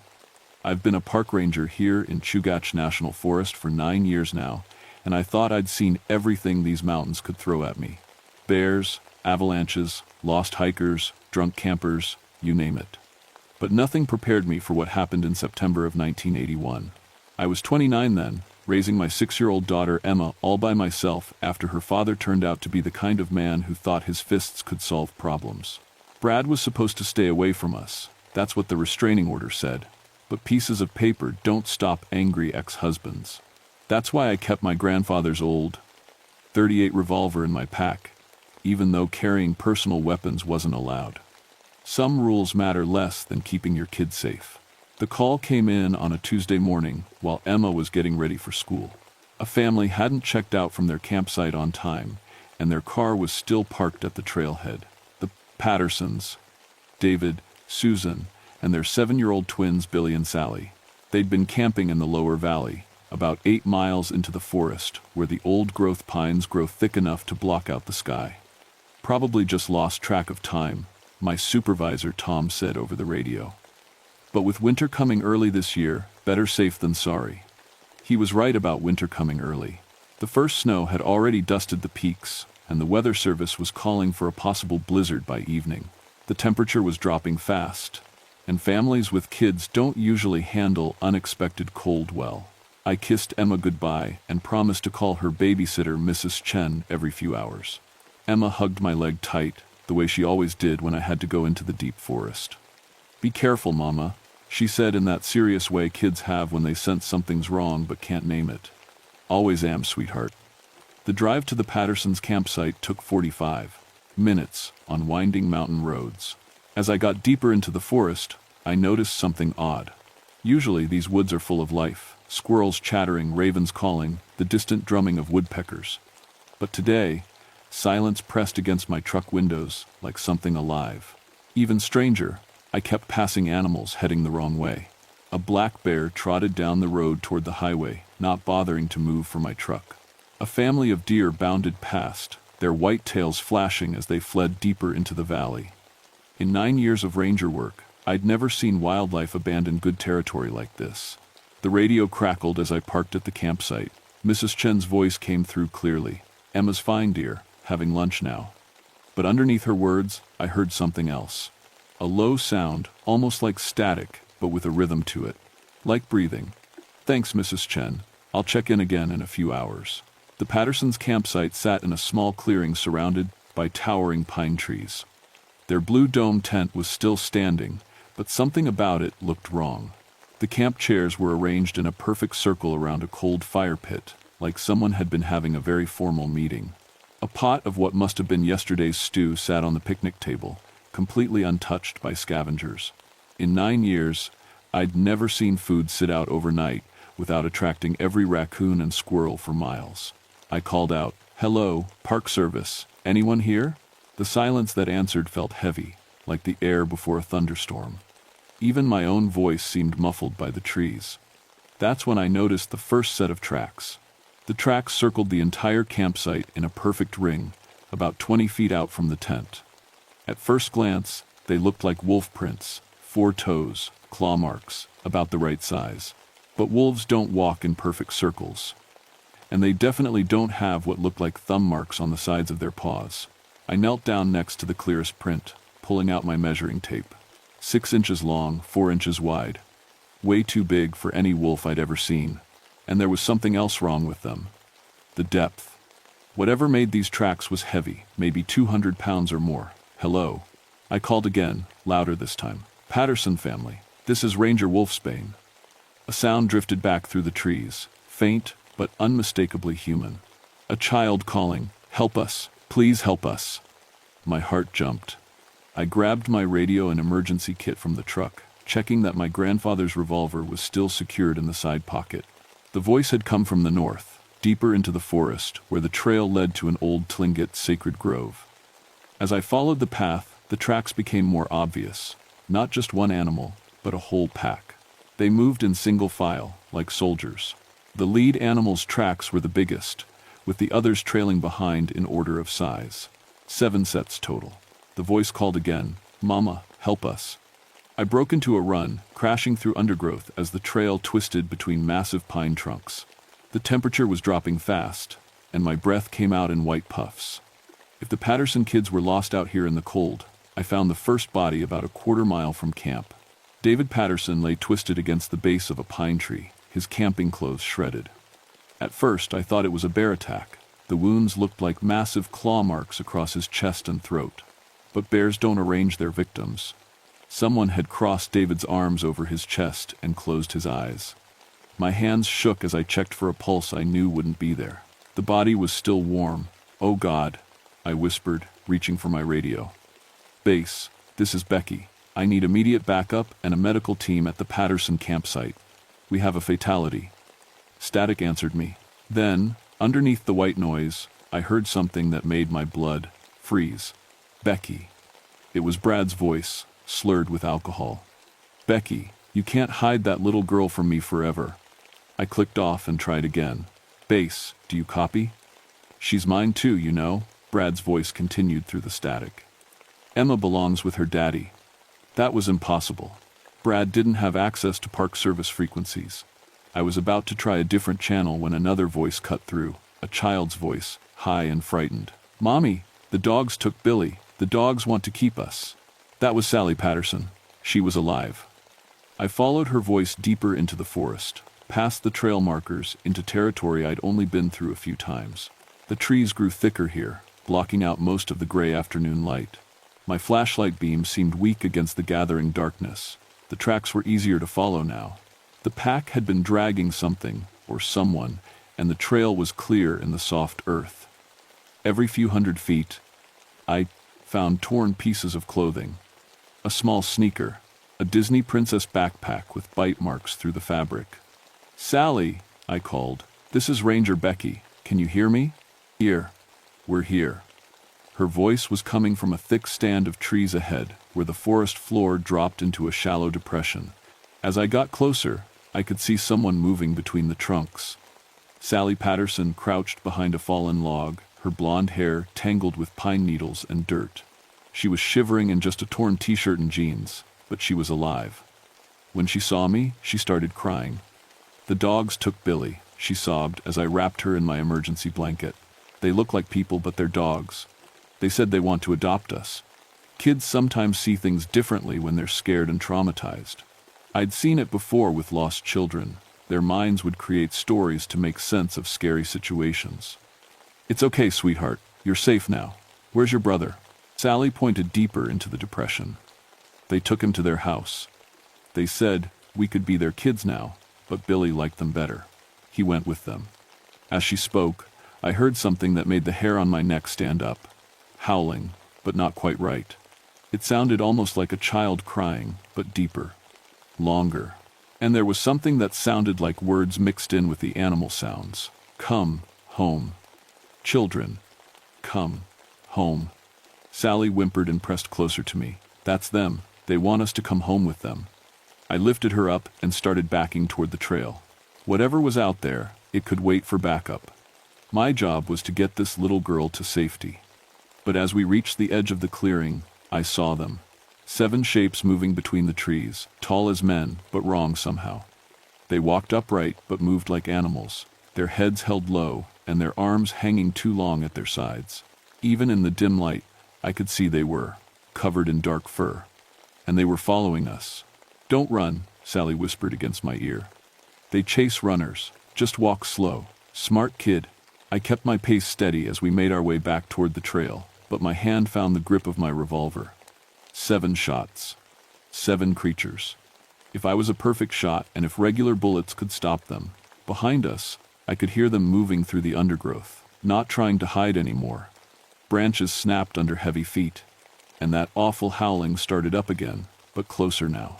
"Billy, come back. Sally, we miss you." The voice sounded like a child, but no child had a throat that deep. No child's voice could carry that far through the trees. "They talk?" Sally said matter-of-factly. "The big one knows lots of words. He said his name was Running Bear and that he was lonely. My radio crackled again. This time it was Mrs. Chen's panicked voice. Becky, Becky, are you there? Emma's gone. She was playing in the yard. And now I can't find her. My heart stopped. What do you mean, gone? I only looked away for a minute. I've searched everywhere. There are tracks in the mud by the fence. They look like big dog prints. The creatures behind us started making excited yipping sounds, like dogs hearing their owner come home. New sister. One of them called in that horrible child voice. Bring new sister home. I ran. Sally bounced in my arms as I crashed through the forest, but she didn't complain. Behind us, the pack gave chase, and now they weren't being quiet about it. I could hear them crashing through the trees, moving faster than anything that size should be able to. My truck was still a half-mile away when they got ahead of us. I stopped dead when I saw the first one standing on the trail. It was massive, maybe 7 feet tall, covered in dark gray fur. It stood like a man, but its face was all wrong, elongated like a wolf's, but with human eyes. Intelligent eyes. Ranger Becky, it said in a voice like gravel mixed with honey. We know about you. We know about Emma. How do you know my daughter's name? It smiled, showing teeth too big for even a wolf's mouth. We have her now. She's with our family. You can see her if you come home with us. Sally started crying again. That's Running Bear. He's the daddy of the pack. Where's Billy? I demanded, trying to keep my voice steady. Billy is becoming one of us. Running Bear said. He's learning to be a good pack son. Sally will learn too. And little Emma is already playing with her new brothers and sisters. Behind me, I could hear the rest of the pack moving closer. 6 more sets of heavy footsteps, 6 more breathing mouths with too many teeth. Children shouldn't be alone, Running Bear continued. Human parents die or leave or hurt their babies. We never leave, we never die, we protect our children forever. My radio crackled with Brad's voice again. Found your truck, Becky. Found your little girl too. Time for Emma to come home with Daddy. But that was impossible. Brad was somewhere else, and these things had Emma. Unless, children need better parents, Running Bear said, taking a step closer. We can smell the fear on you. We can smell the sadness, the anger at the man who hurt you. We can make all that go away. Where's Billy? I asked again. Running Bear tilted his massive head toward the forest. Learning to hunt. Learning to be strong. Soon he won't remember being weak and human. That's when I heard it, a child's laughter coming from the trees, but too wild, too animal-like. Billy Patterson was out there somewhere, and whatever these things were doing to him was changing him. Let me see Emma, I said. Let me see that she's okay, and I'll listen to what you have to say. Running Bear's ears perked up like a dog hearing a treat bag. Yes, come home with us. See your new family, better family. He turned and started walking deeper into the forest. The pack behind me moved closer, not quite touching, but making it clear I didn't have a choice about following. As we walked, Sally whispered in my ear. They're not mean, Ranger Becky. They just want kids to love. But they make you forget your real family after a while. How do you know that? Billy told me.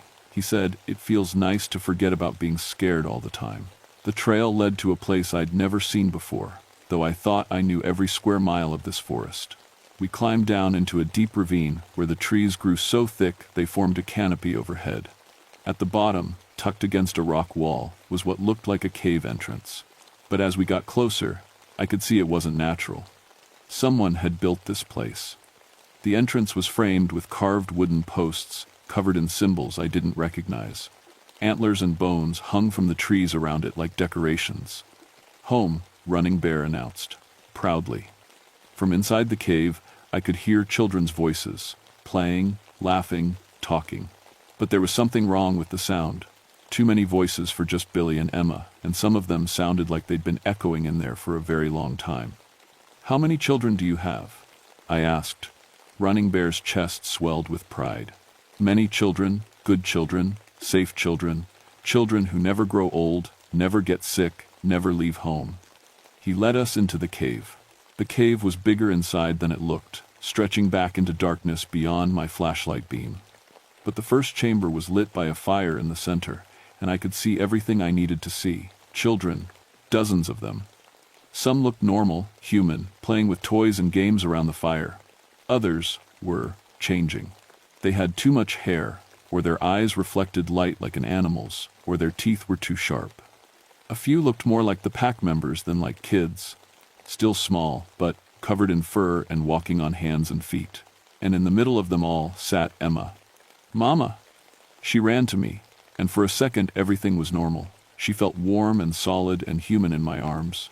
But when she pulled back to look at me, her brown eyes had flecks of gold in them that hadn't been there before. "Mama, this is my new family," she said happily. "They're teaching me to be strong. Want to see?" Before I could answer, she opened her mouth and howled. It was definitely Emma's voice, but the sound that came out was pure wolf.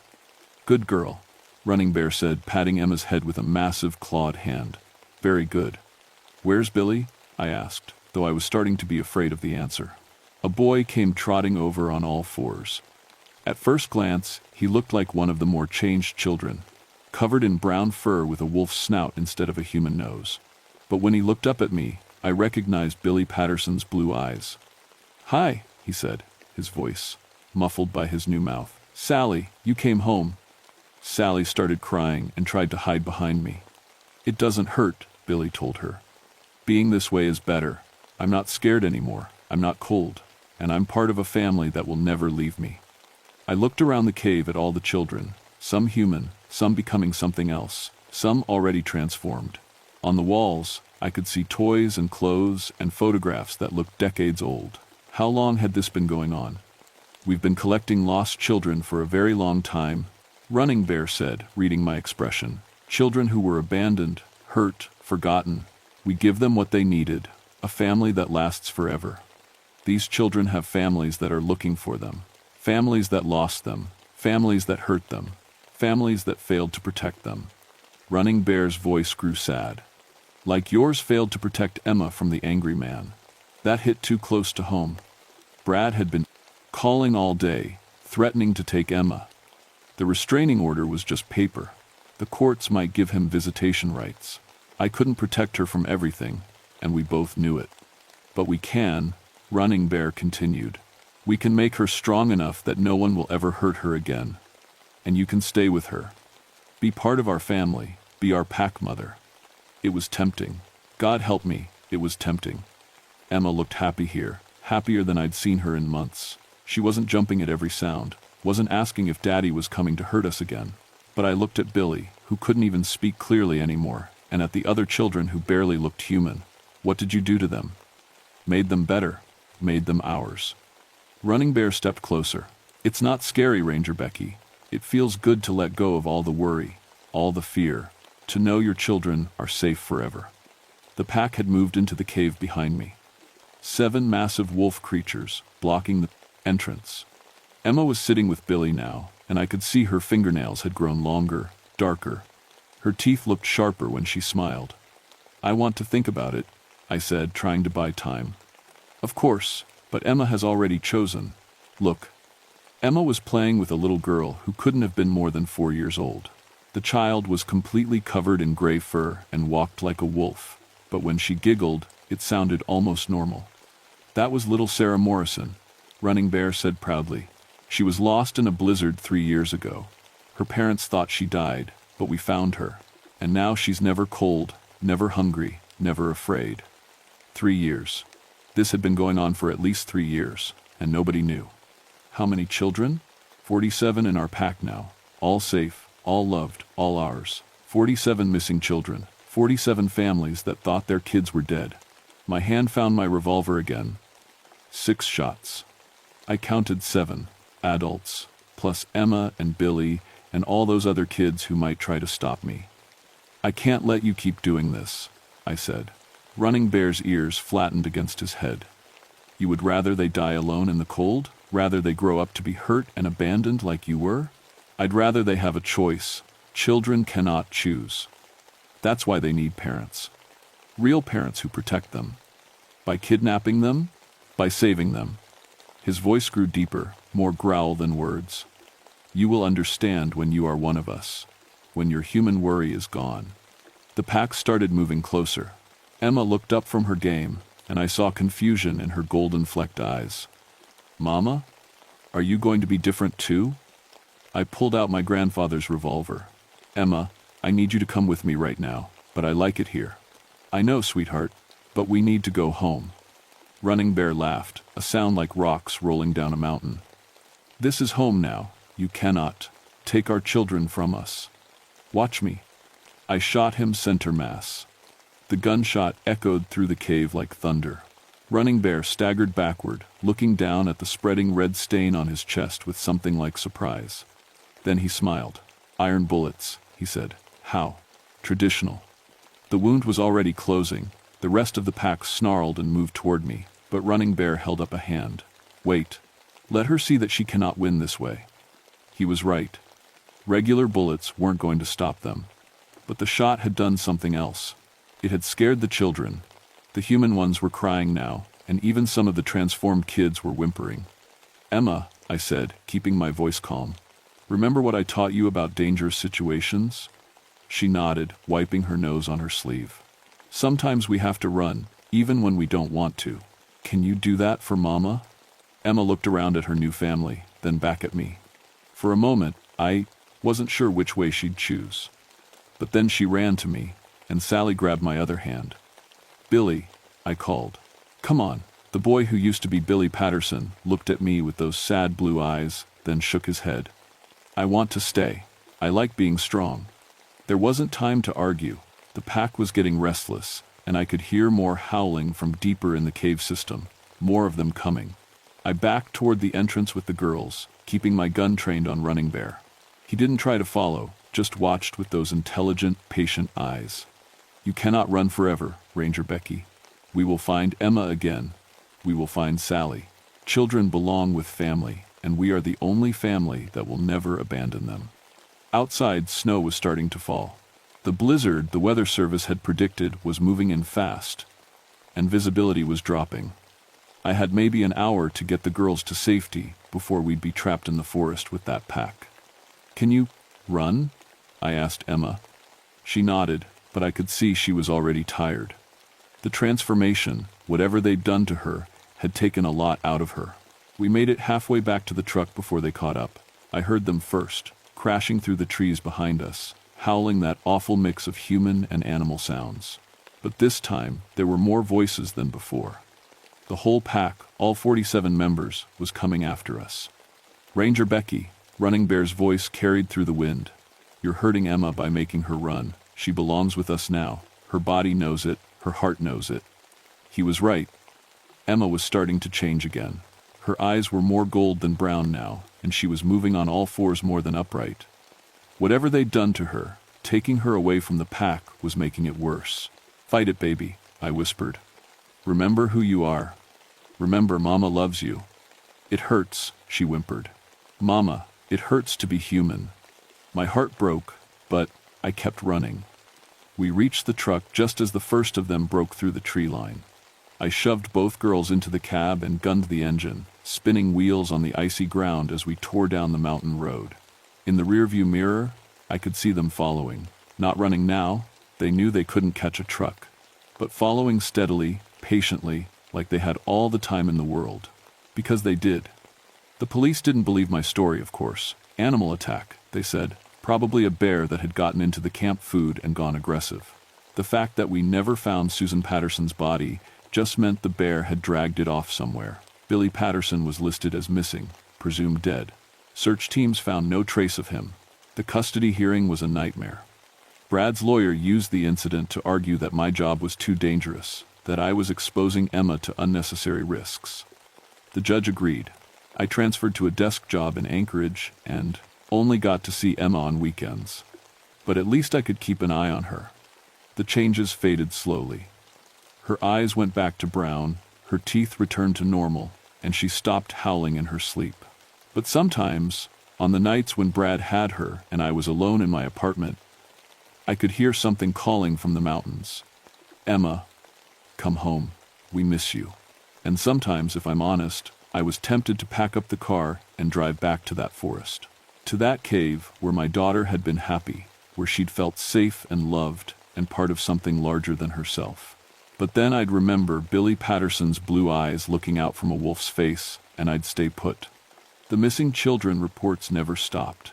Every few months, another family camping in Chugach Forest would lose a kid. The children were always found safe, usually claiming they'd been adopted by a nice family who lived in the woods. But the search teams never found any evidence of these mysterious families. I kept my grandfather's revolver, though I had the bullets melted down and recast with silver from my grandmother's jewelry box, just in case, because I know they're still out there, still collecting lost children, still building their eternal family, still waiting for Emma to come home. And deep down, in the part of my heart that remembers how happy she looked in that firelit cave, part of me is still waiting too.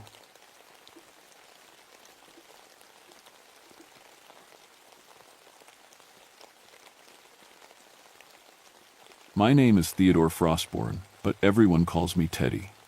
After 31 years as a park ranger in Alaska, I thought I'd seen everything these wild lands could throw at me. Bears, avalanches, tourists who thought they were bear, grills, you name it, I'd handled it. At 59, with retirement just months away, I figured my biggest worry would be whether Martha would say yes when I finally worked up the courage to propose. I was wrong about a lot of things that summer. It was August 1963 when I got the call about Malaspina Glacier. The radio crackled to life in my cabin at dawn, jolting me from dreams of Martha's smile and the engagement ring hidden in my sock drawer. "Teddy, we need you out at the glacier," came the voice of my supervisor, Bill Crawford.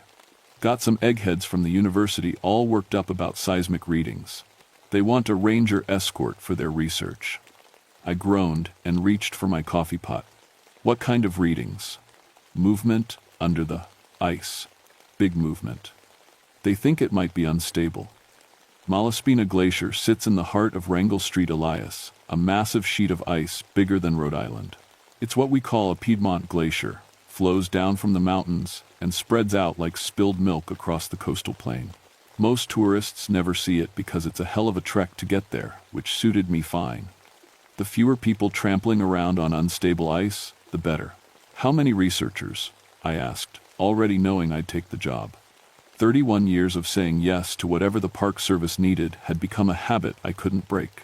4 glaciologists from the University of Alaska. They'll have their own equipment, just need someone who knows the terrain. I packed my gear with the practiced efficiency of 3 decades in the wilderness. Radio equipment that weighed more than a small child, climbing gear, emergency rations, and my grandfather's compass. The one thing that had never failed me in all my years ranging these mountains. On impulse, I grabbed the engagement ring from my sock drawer and slipped it into my shirt pocket. Maybe when I got back, I'd finally ask Martha to spend our golden years together. The helicopter ride to Malaspina took 2 hours through some of the most beautiful country God ever made. Snow-capped peaks stretched to the horizon, and rivers carved silver ribbons through valleys so deep they seemed to touch the earth's core. As we approached the glacier, though, something felt different. The ice looked wrong. In all my years, I'd never seen glacier ice with that strange blue-black color, like it was bruised. And there were cracks everywhere, not the normal crevasses you'd expect, but jagged lines that seemed to form patterns, almost like something was trying to write messages in the ice. We landed at a temporary research camp set up on the glacier's edge. 4 people emerged from heavy-duty tents, bundled in Arctic gear, despite the unusually warm weather. Dr. James River was the team leader, a thin man with nervous eyes who kept checking his seismic equipment every few minutes. "Ranger Frostborn, thank God you're here. We've been recording the strangest readings." His team consisted of Dr. Sarah Mountain, a tough-looking woman in her 40s who studied ice formations. Dr. Michael Tundra, a young geologist excited about everything, and Dr. Lisa Snowpeak, their electronics specialist who managed the fancy monitoring equipment I didn't pretend to understand. "What exactly are you seeing?" I asked, setting down my pack near their equipment station. Dr. River pulled out a chart covered in wavy lines. "These are seismic readings from the past week. See these patterns?" He pointed to regular spikes on the graph. "This isn't geological activity. It's too rhythmic, too consistent." I studied the chart. The pattern did look strange, like a heartbeat or breathing. Could be water movement under the ice. "That's what we thought initially," Dr. Mountain said, joining us. but the movement is too large, too coordinated. Whatever's causing this is massive, Doctor. Tundra bounced over, practically vibrating with excitement. Ranger Frostborn, we think we might have discovered a new type of geological phenomenon. The ice core samples we've taken show organic matter that's been preserved for thousands of years, but the cellular structure suggests it was alive much more recently than it should be. That night, as we set up camp, I radioed back to headquarters. Base, this is Teddy. Team is established at Malaspina. Everything normal so far. But it wasn't normal. As darkness fell, I could hear something from deep within the glacier, a low rumbling that made my teeth ache. The sound was too regular to be natural ice movement, too deep to be wind. It sounded like something breathing in its sleep. I thought about the Ayak stories my grandfather used to tell, about Yeti, the ice giant that slept beneath the glaciers, shaping the land with its dreams.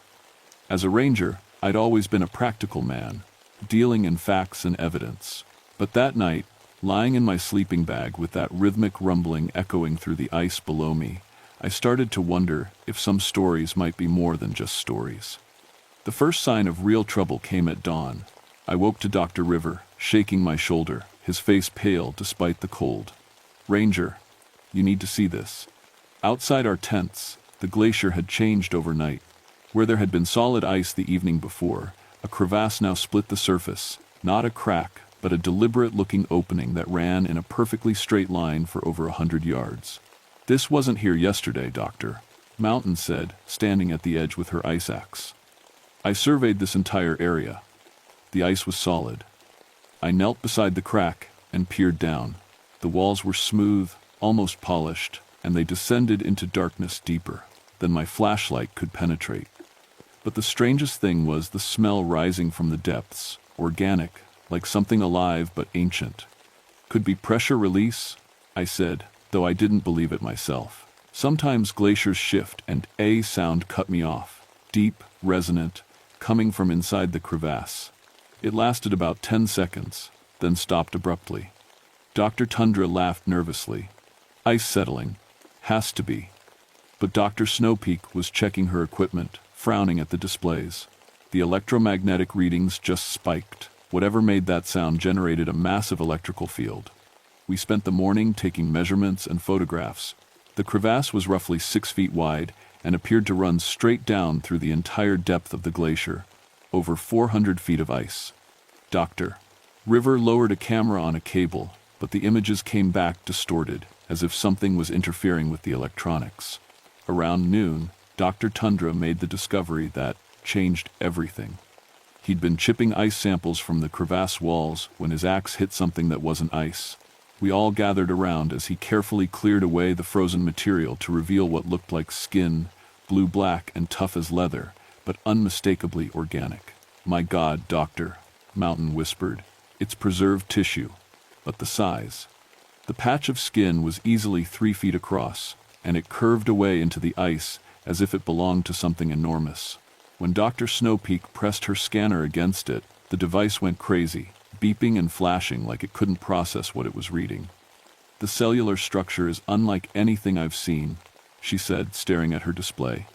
It's definitely organic, but the scale, if this tissue pattern is consistent, whatever this belongs to would have to be. She trailed off, doing calculations in her head. How big? I asked. Over 200 feet tall. We all stood there in silence, looking at that patch of ancient skin. 200 feet. That was taller than most buildings, bigger than any known life form that had ever existed. It has to be some kind of prehistoric whale.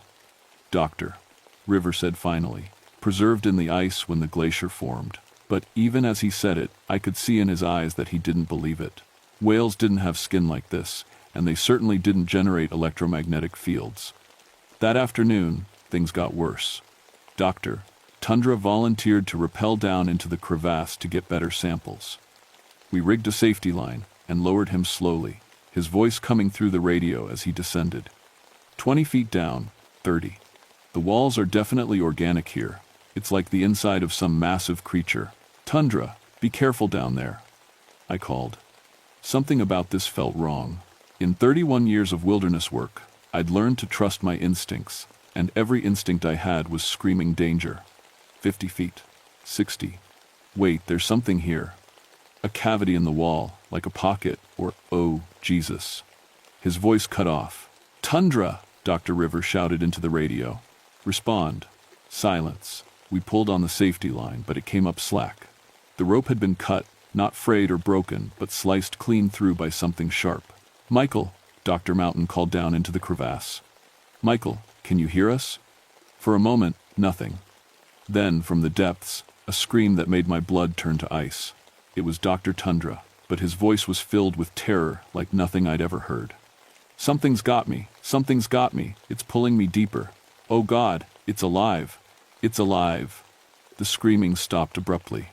We waited by the crevasse for 3 hours, calling down, listening for any sound. Doctor. Snow Peak's equipment registered massive electromagnetic activity from deep within the ice, but no sign of Dr. Tundra. We have to go down after him, Dr. Mountain said. No. I made the hardest decision of my career. Nobody else goes down there. We're dealing with something we don't understand. That night, I radioed headquarters and requested immediate evacuation. But the response was garbled, full of static that hadn't been there before. Our communication was being jammed by something. As darkness fell, the rumbling from beneath the glacier grew louder. And for the first time, I could swear I heard something else in those deep sounds, something that sounded almost like a voice, speaking in a language older than human memory. Doctor. River sat by his seismic equipment, staring at readings that made no scientific sense. It's moving, he whispered. Whatever's down there, it's moving, and it's getting closer to the surface. I lay in my sleeping bag that night, one hand on my radio and the other on Martha's engagement ring, wondering if I'd ever see her again. Outside, the glacier groaned and shifted, and I knew with cold certainty that we had awakened something that had been sleeping for thousands of years. Something that was very, very angry about being disturbed. The second day brought horrors I still can't fully explain. I woke to find Dr. Mountain standing at the edge of our camp, staring at the glacier's surface. During the night, more cracks had appeared. Not random breaks, but deliberate patterns that formed what looked like a massive handprint pressed into the ice. Each finger impression was 12 feet long. It's impossible, Doctor. River muttered, taking photographs. Ice doesn't form patterns like this. Something would have to press down from above to create these impressions. But I was looking at the depth of the prints. Whatever made them had pushed down through 6 feet of solid ice like it was soft snow. The force required would be enormous. Doctor. Snow Peak's equipment was going haywire. The electromagnetic readings are off the charts, she said, adjusting dials frantically. It's like there's a massive electrical storm right beneath us, but the energy signature is completely wrong. It's organic. Organic electricity? I asked. Living creatures generate electrical fields, our nervous systems, muscle contractions. But this is massive, like the neural activity of something the size of a building. That's when we heard Dr. Tundra. His voice came from deep within the glacier, carried up through the cracks in the ice. But it wasn't calling for help. It was screaming warnings. Don't wake it, don't wake it. It's been sleeping for so long. Go away. Dr. Mountain grabbed the radio. Michael, where are you? We're coming to get you. No. The voice was desperate, terrified. You can't. It has me. It's using me. It knows you're here. Then silence. Dr. River was studying his seismic readings, his face white. According to these instruments, that voice came from over 300 feet down, moving laterally through the glacier at impossible speeds. Nothing could survive at that depth, and certainly couldn't move that fast through solid ice. But I'd spent 3 decades in Alaska wilderness. I knew the difference between impossible and just bigger than we understood. Around midday, the glacier began to change. The ice started flowing in patterns that defied everything I knew about glacial movement. Sections would suddenly melt, creating channels and caves, then refreeze within minutes. It was like watching a time-lapse video of geological processes that should take centuries happening in real time. It's reshaping the glacier, Dr. Snow Peak said, watching her instruments.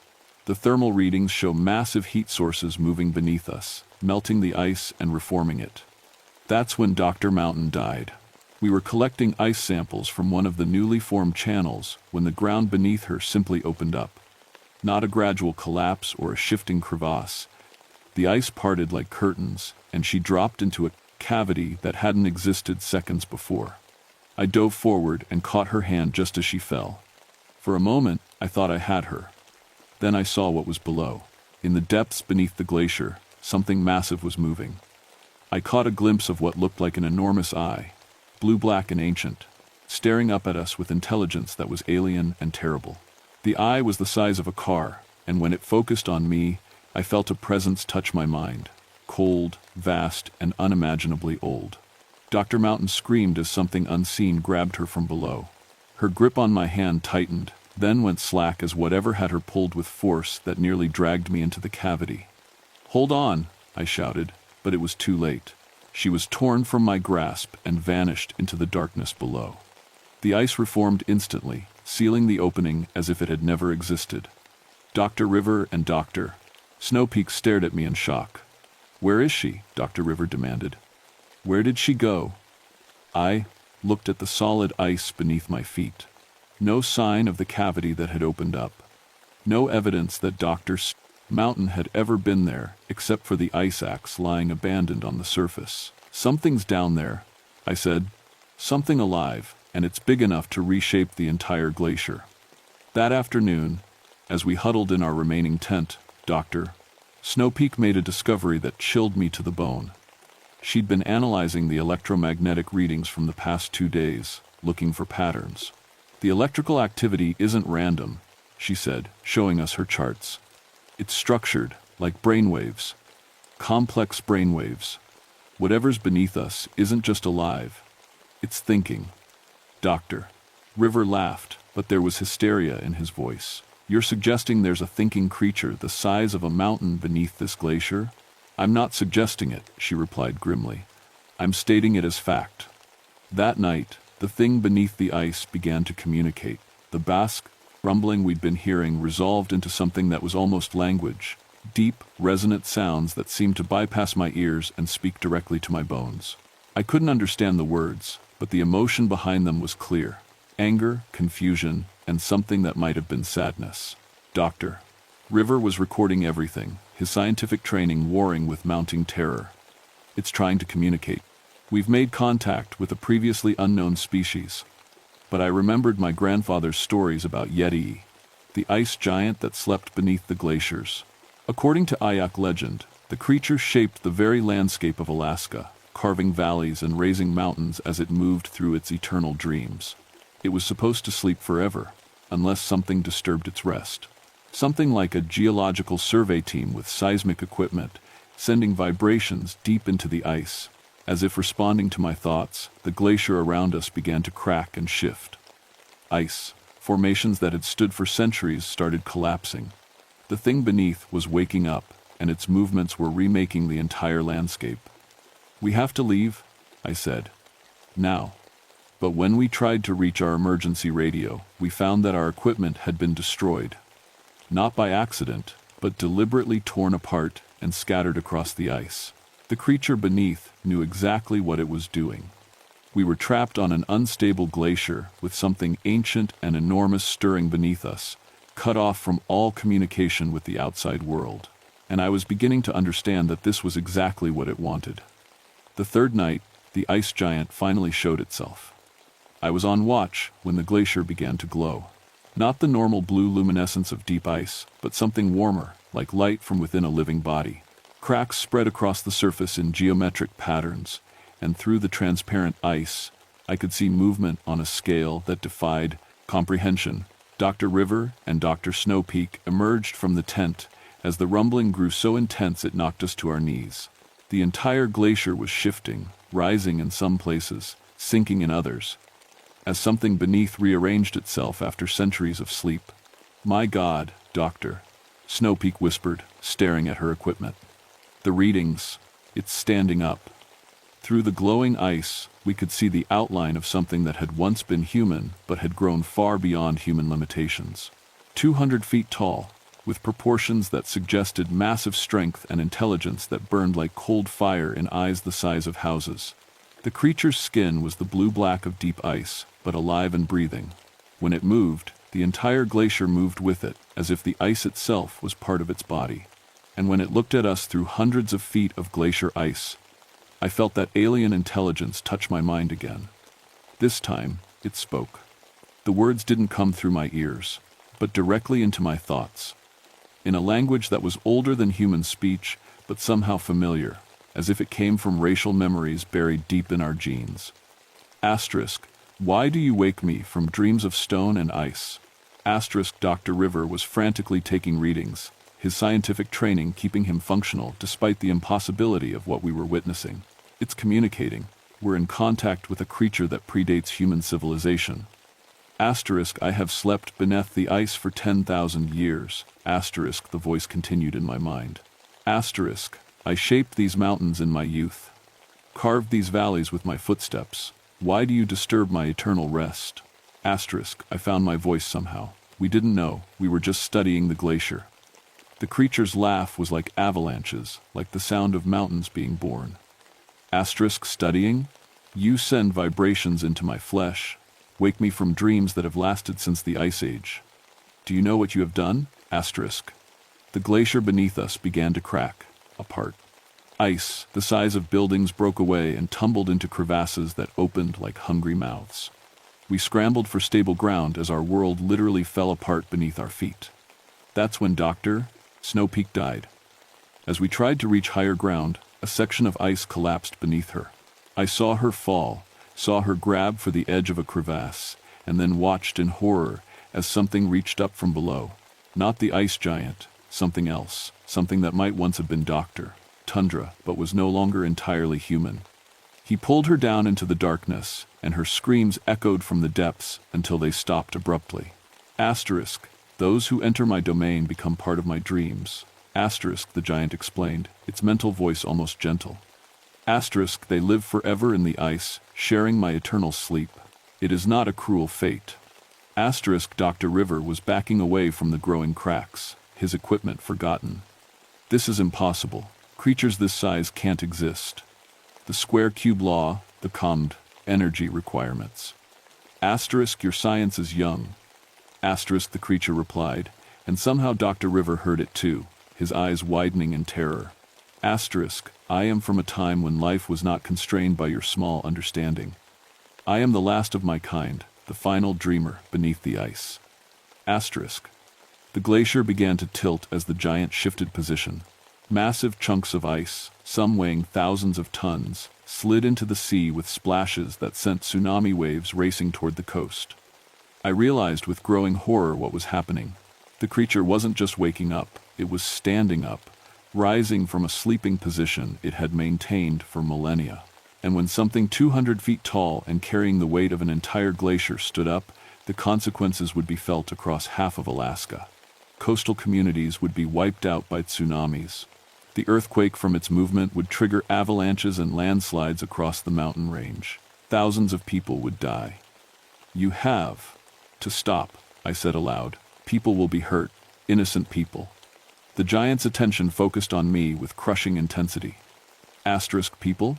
Your kind was nothing but clever animals when I last walked the earth. You have multiplied like insects. Why should I care for insects?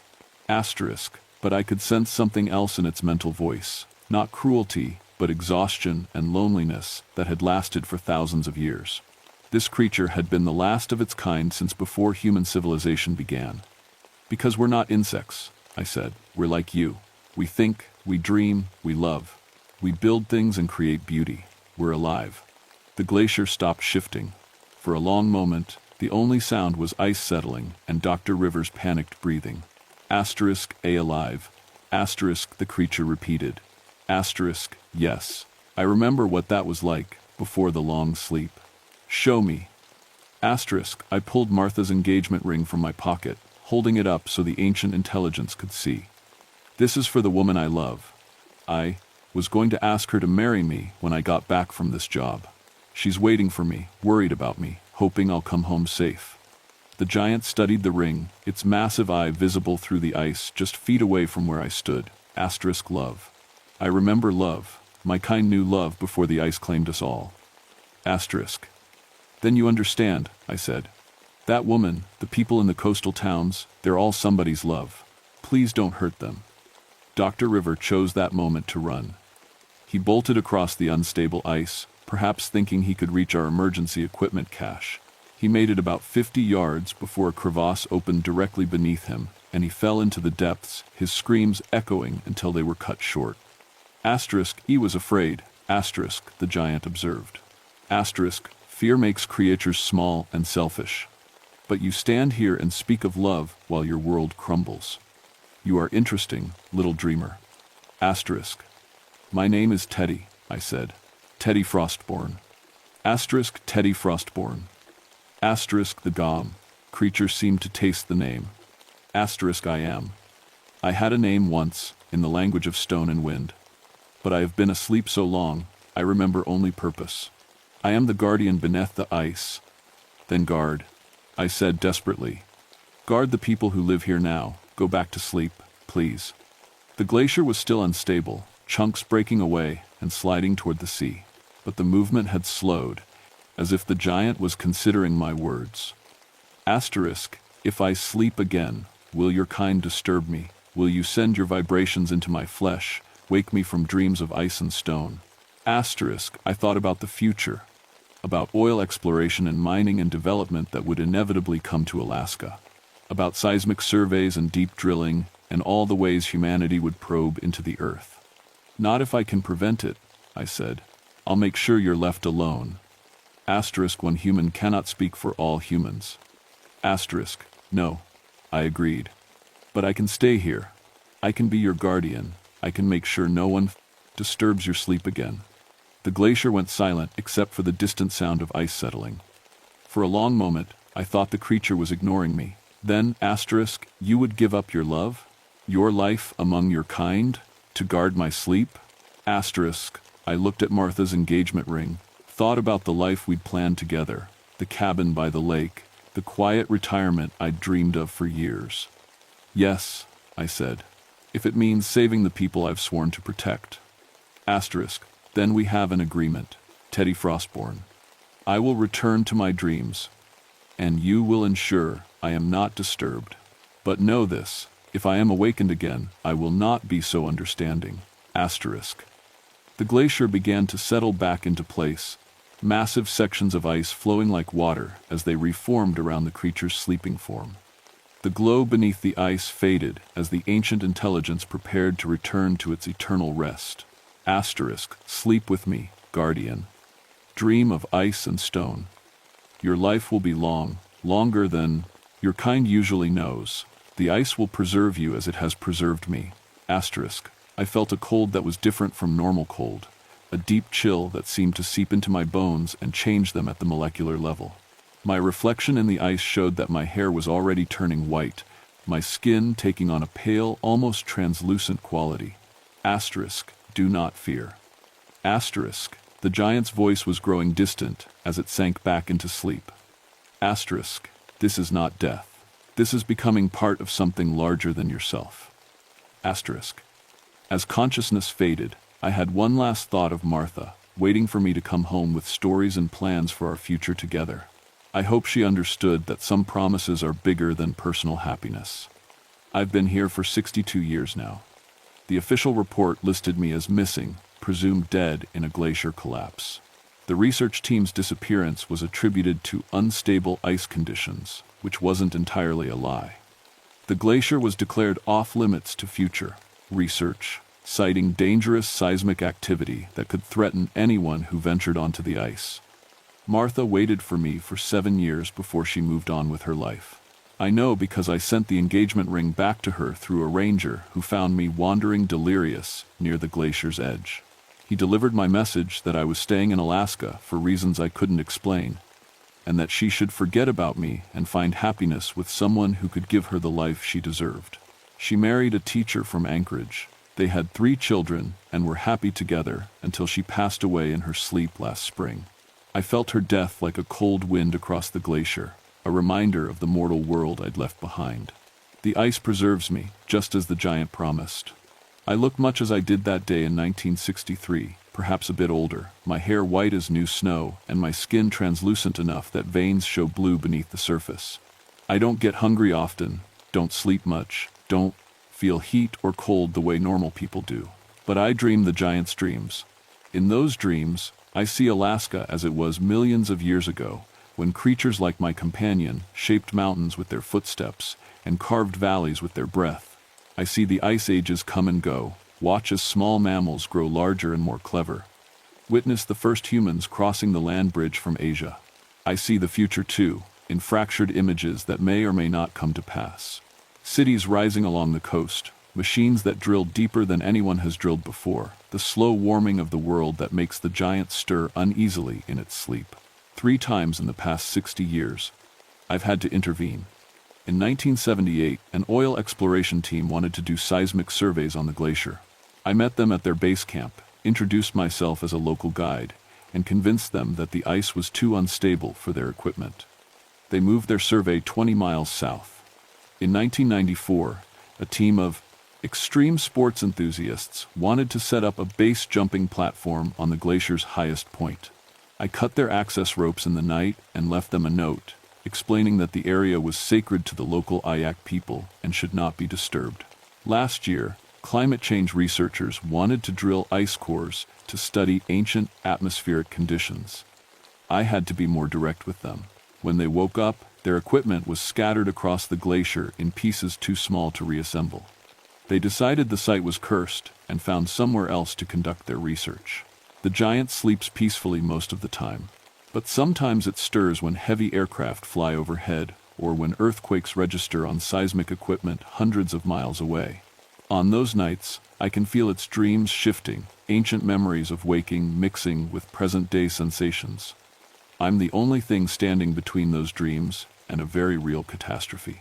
Other rangers have reported strange activity. At glaciers throughout Alaska, electromagnetic anomalies, unusual ice formations, sounds that don't match any known geological phenomena. I think my companion wasn't the only one of its kind, just the largest and the most deeply asleep. Climate change worries me more than anything else. As the world warms and glaciers retreat, some of these sleeping giants might wake naturally. When that happens, there won't be anyone there to negotiate with them, to convince them to go back to sleep. I've tried to leave warnings, scientific papers submitted under false names, reports filed with geological surveys that hint at the truth without revealing it directly. Most are dismissed as the work of cranks or environmental extremists. A few are classified by government agencies that understand the implications but don't know what to do about them. Sometimes I wonder if I made the right choice, staying here instead of living my life with Martha. But then I feel the giant's contentment in sleep, sense the vast destructive power that rests quietly beneath the ice. And I know that some sacrifices are necessary. I'm not lonely, exactly. The giant's dreams are company enough, filled with memories of a world that was both more beautiful and more terrible than anything modern humans can imagine. And sometimes, late at night, when the aurora borealis dances across the sky, I think I can hear other guardians out there, keeping watch over their own sleeping giants. We're not many, but we're enough. For now, the world is changing faster than it ever has before. Ice is melting, continents are shifting, and deep beneath the earth, ancient things are beginning to stir. When they wake fully, humanity will need to decide what kind of species we want to be. One that coexists with powers beyond our understanding, or one that tries to conquer everything we encounter. I hope we choose wisely. But if we don't, if we wake too many of the sleepers beneath the ice, I'll be here to remind them that some humans understand the old ways, the old promises, the old agreements made between species, separated by eons, but united by the simple fact that we're all trying to survive on the same small planet. My name is Theodore Frostborn, and I am the guardian of Malaspina Glacier, and I will keep my promise until the ice melts and the mountains fall and the last giant finally wakes from its eternal dream.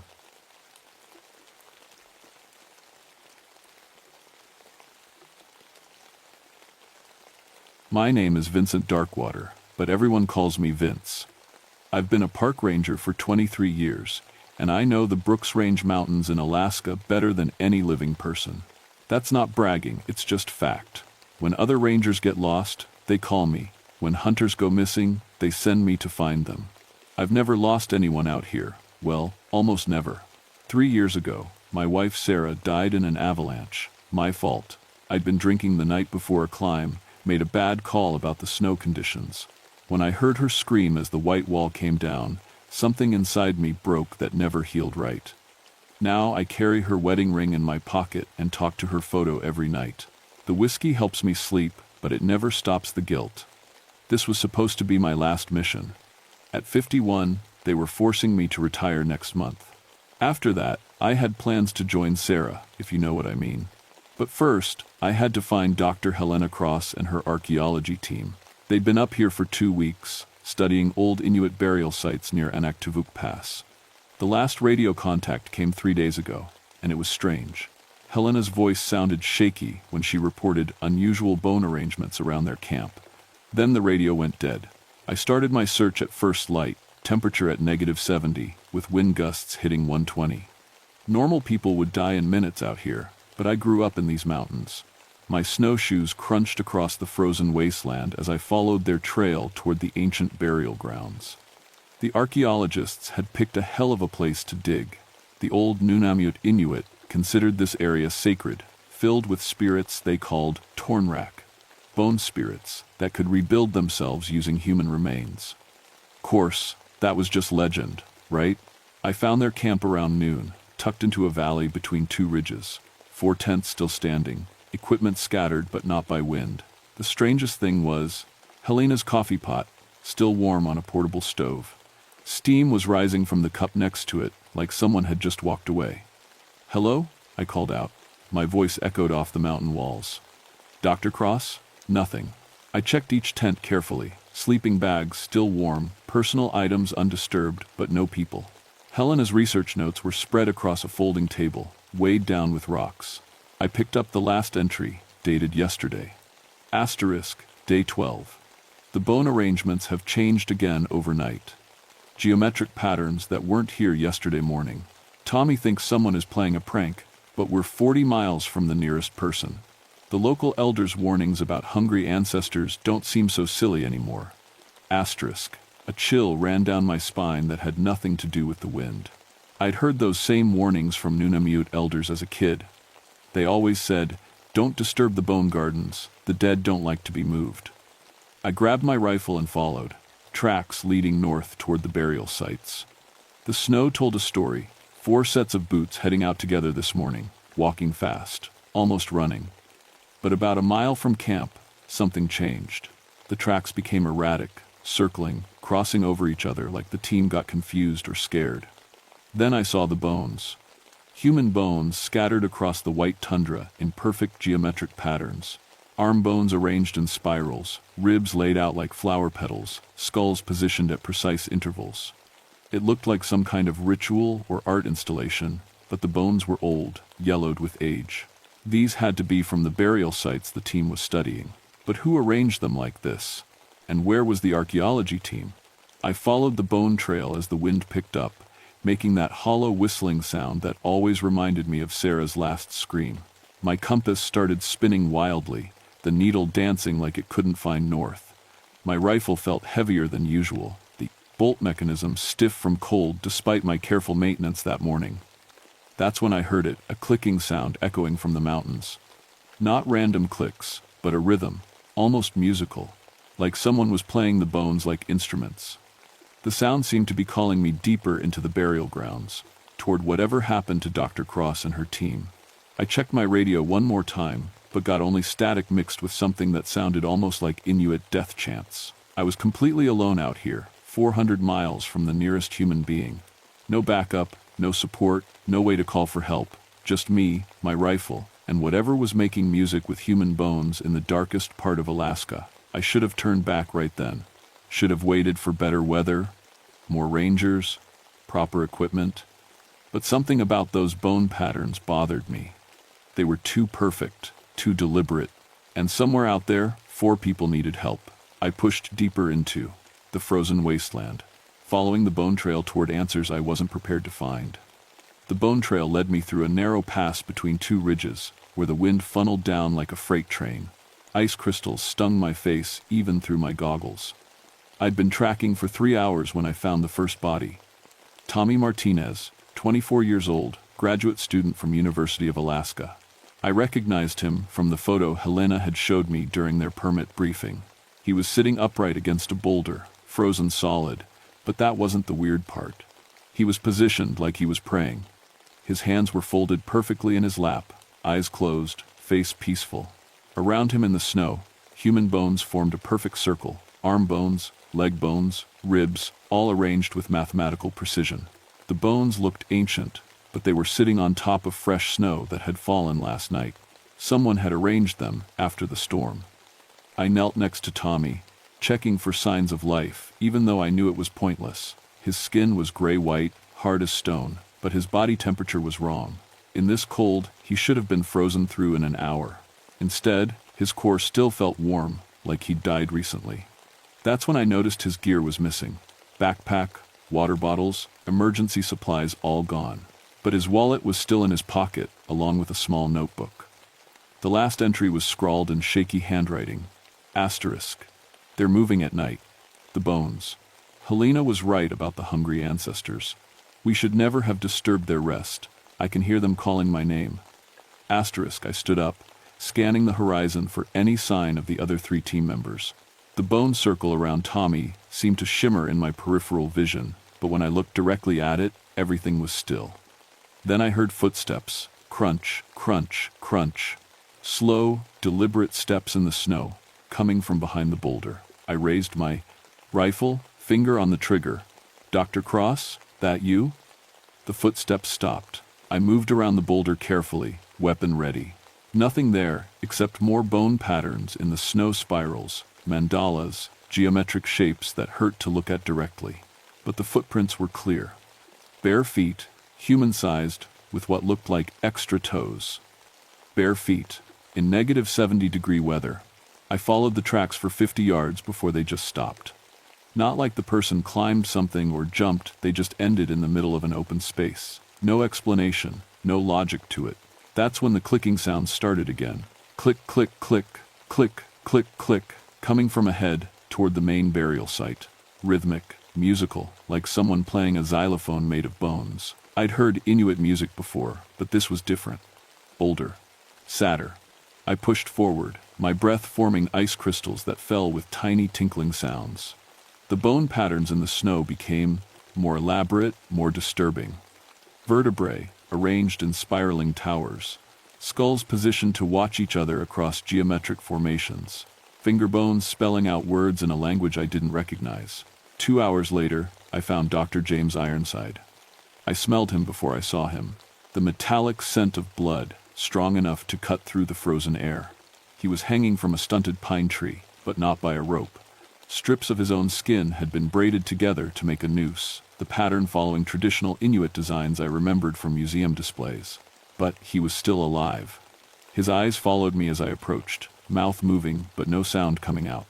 His body had been flayed with surgical precision, skin removed in long strips but organs left intact. The work was too clean, too expert to be done by animals or even a human with basic tools. "Who did this?" I whispered. His lips formed a word. Bones. Then he died. Right there, while I watched, his eyes just went empty. But here's the thing that still gives me nightmares. His body was warm.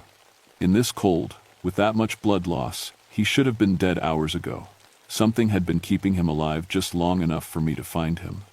I cut him down and radioed for emergency backup, but my radio was completely dead. Not even static now, just silence. My emergency beacon wouldn't activate either, like the electronics had been drained somehow. That's when I noticed the bones around the tree. They were arranged in a perfect spiral, starting with tiny finger bones and working outward to massive leg bones I couldn't identify. The pattern seemed to move when I wasn't looking directly at it, shifting and rearranging itself. I heard Sarah's voice calling my name. "Vince? Vince, honey, where are you?" I spun around, heart hammering. Sarah's voice, clear as day, coming from deeper in the burial grounds. But that was impossible. Sarah was dead, cremated, scattered from our favorite hiking spot 3 years ago. "Sarah," I called back. "I'm lost, Vince. Come find me, come help me. I knew it wasn't real. Had to be the cold, the stress, the whiskey withdrawal messing with my head. But I followed the voice anyway, because it sounded so much like her, so scared and alone. The bone patterns led me deeper into the ancient burial site, where generations of Nunamiut had laid their dead to rest. The clicking sounds got louder, more complex, like an entire orchestra of bones playing a funeral song. And somewhere in that frozen wasteland, something that wore my dead wife's voice was leading me toward the 2 remaining members of the archaeology team. I should have turned back, should have hiked out and called for a full search and rescue team with proper equipment and backup. But Sarah's voice kept calling, kept pleading for help, and I couldn't abandon her again. Not again. Sarah's voice led me to a depression in the tundra, where the ancient Nunamiut had built their largest burial ground. Hundreds of stone markers dotted the frozen earth, each one marking a grave that had been undisturbed for centuries. Until now, the archaeology team had been busy. Excavation sites peppered the area like open wounds, with bones and artifacts scattered around measuring stakes and photo equipment. But something had gone wrong. The dig sites looked like they'd exploded from within, dirt and bones thrown everywhere in violent sprays. I found Dr. Helena Cross in the center of it all. Part of her, anyway. Her legs were still attached to her torso, but everything else had been taken apart piece by piece. Arms separated at each joint, skull removed cleanly from the spine, ribs spread out like wings. But the worst part was that her pieces had been incorporated into a massive bone sculpture that rose 15 feet into the air, a sculpture that was growing. As I watched, animal bones from around the burial site began, crawling across the ground like spiders, adding themselves to the structure. Caribou ribs clicked into place between human finger bones. Wolf skulls nested perfectly between Helena's separated shoulder blades. The whole thing moved with a life of its own, rebuilding itself continuously. And Helena was still conscious. Her eyes tracked my movement, lips moving in silent screams. The bone sculpture had kept her alive somehow, using her body as a foundation while it grew around and through her. "Vince," she whispered when she saw me, "don't disturb the bones." That's when I saw the 4th team member. Maria Santos was being built into the sculpture as I watched. Bones erupted from her skin like flowers blooming in fast motion, her skeleton pushing outward while she screamed. Her bones joined the growing structure while her organs fell away like discarded clothing. I raised my rifle and fired 3 shots into the center of the bone mass, hoping to somehow stop whatever was happening. The bullets passed right through, clattering harmlessly against the stone markers behind it. The sculpture turned to look at me.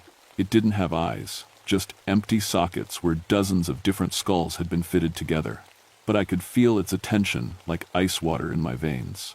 When it spoke, the voice came from everywhere at once, from the bones, from the wind, from inside my own head. Asterisk, you disturbed our rest. You brought the bone thieves to our sacred place. Asterisk, the voice was ancient, speaking accented English like the old Nunamiut elders. But underneath it was something else, the sound of 1,000 bones grinding against each other. "I'm here to help," I said, trying to keep my voice steady. "I'm not with the archaeology team." Asterisk. "You are all the same. You take our bones. You steal our stories. You wake the sleeping dead." Asterisk. The sculpture began to move toward me, each step making the ground shake. As it walked, bones from the man, disturbed graves rose up and joined it, making it taller, broader, more terrifying. I could see centuries of remains flowing into its structure, warriors, hunters, mothers, children, all incorporated into this guardian spirit. This Tornrak. I backed away, but more bone sculptures were rising from other parts of the burial ground. Smaller ones, made from single skeletons, walking like jerky marionettes. They moved to surround me, cutting off escape routes.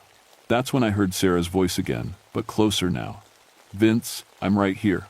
Look at me." I turned and there she was.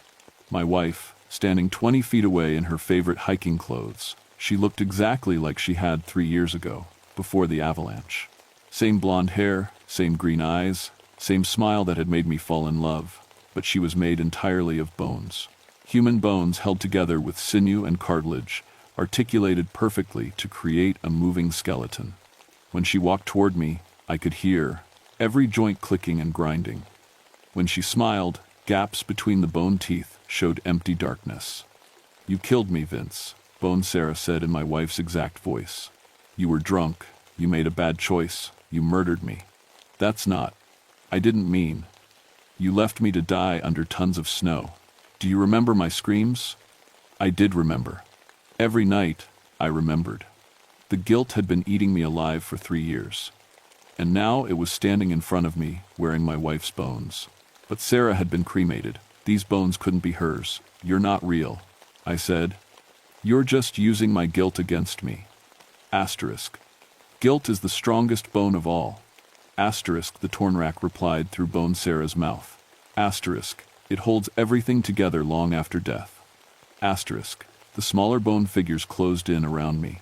I could see they were made from the disturbed graves ancient Nunavut hunters and their families, forced to wake up and defend their resting place. Their eye sockets glowed with cold fire, and they moved with purpose. I fired my rifle at the closest one, aiming for what I thought might be a weak point. The bullet shattered a rib bone, but the skeleton just picked up a caribou rib from the ground and clicked it into place like a replacement part. They were getting closer. In seconds, they'd be close enough to grab me.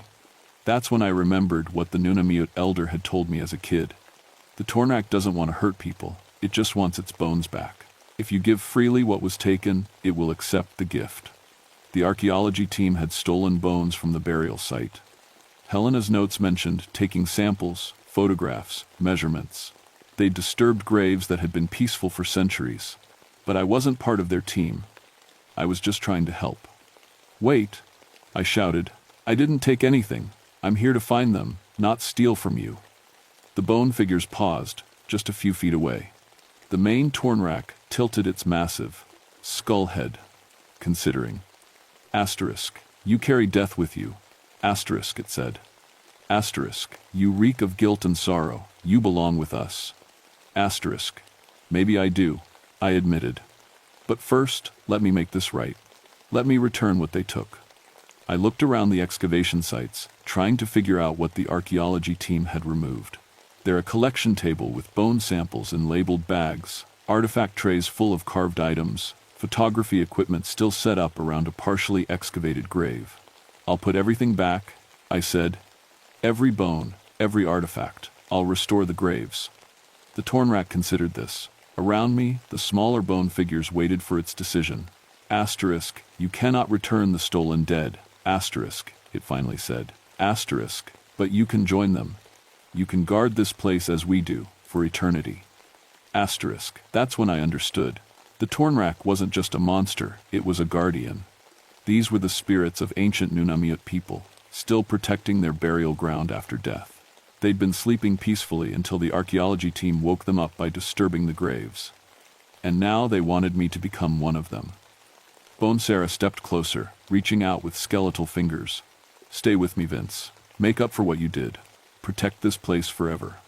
I looked at my wife's false bones, at the massive torn rack looming over me, at the circle of ancient guardians waiting for my decision. Part of me wanted to say yes. I'd planned to kill myself anyway after this mission. At least this way, my death would serve a purpose. But something about the whole situation felt wrong. The real Sarah would never want me to give up. She'd want me to fight, to survive, to find a way to make things right without destroying myself. I had to try something else. "There's another way," I said. "Let me be the guardian while I'm alive. Let me protect this place from future disturbances without becoming part of your bone army." The torn rack paused, considering this offer. And that's when everything went completely insane. The torn rack's massive bone head tilted toward me, and I could feel its ancient intelligence weighing my offer. Around us, the smaller bone guardians waited in perfect silence, their empty sockets glowing with cold fire. "A living guardian has failed before," it said in that voice like grinding bones. Asterisk. "They grow old, they die, they forget their promises. Only the dead are eternal." Asterisk. "But the dead can't explain things to people," I argued. "They can't warn them away, they can only kill." The truth was starting to make sense. For centuries, this torn rack and its bone army had been protecting the burial ground by killing anyone who got too close. But the modern world didn't understand the warnings.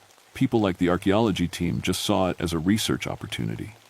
The bone thieves understood our warnings, the Tornrak replied, gesturing toward the remains of Helena's team. They came anyway. They took anyway. They died anyway. Bone Sarah moved closer, her skeletal hand reaching for my face. Join us, Vince. You're already dead inside. You've been dead since you killed me. I jerked away from her touch, and that's when I noticed something important. The bones making up her body, they weren't from the burial ground. They were too white, too fresh. Some still had scraps of flesh attached. These were Helena's bones, Maria's bones, the archaeology team's remains, assembled into the shape of my dead wife and animated by my guilt. You're not Sarah, I said. You're just wearing pieces of the people you killed. Does it matter? The Tornrak asked. Your guilt calls to her. Your sorrow gives her shape. She is real because you believe she is real. The massive bone sculpture took another step toward me, and I could see the full horror of what it really was. Not just ancient Nunamute bones, but centuries of kills.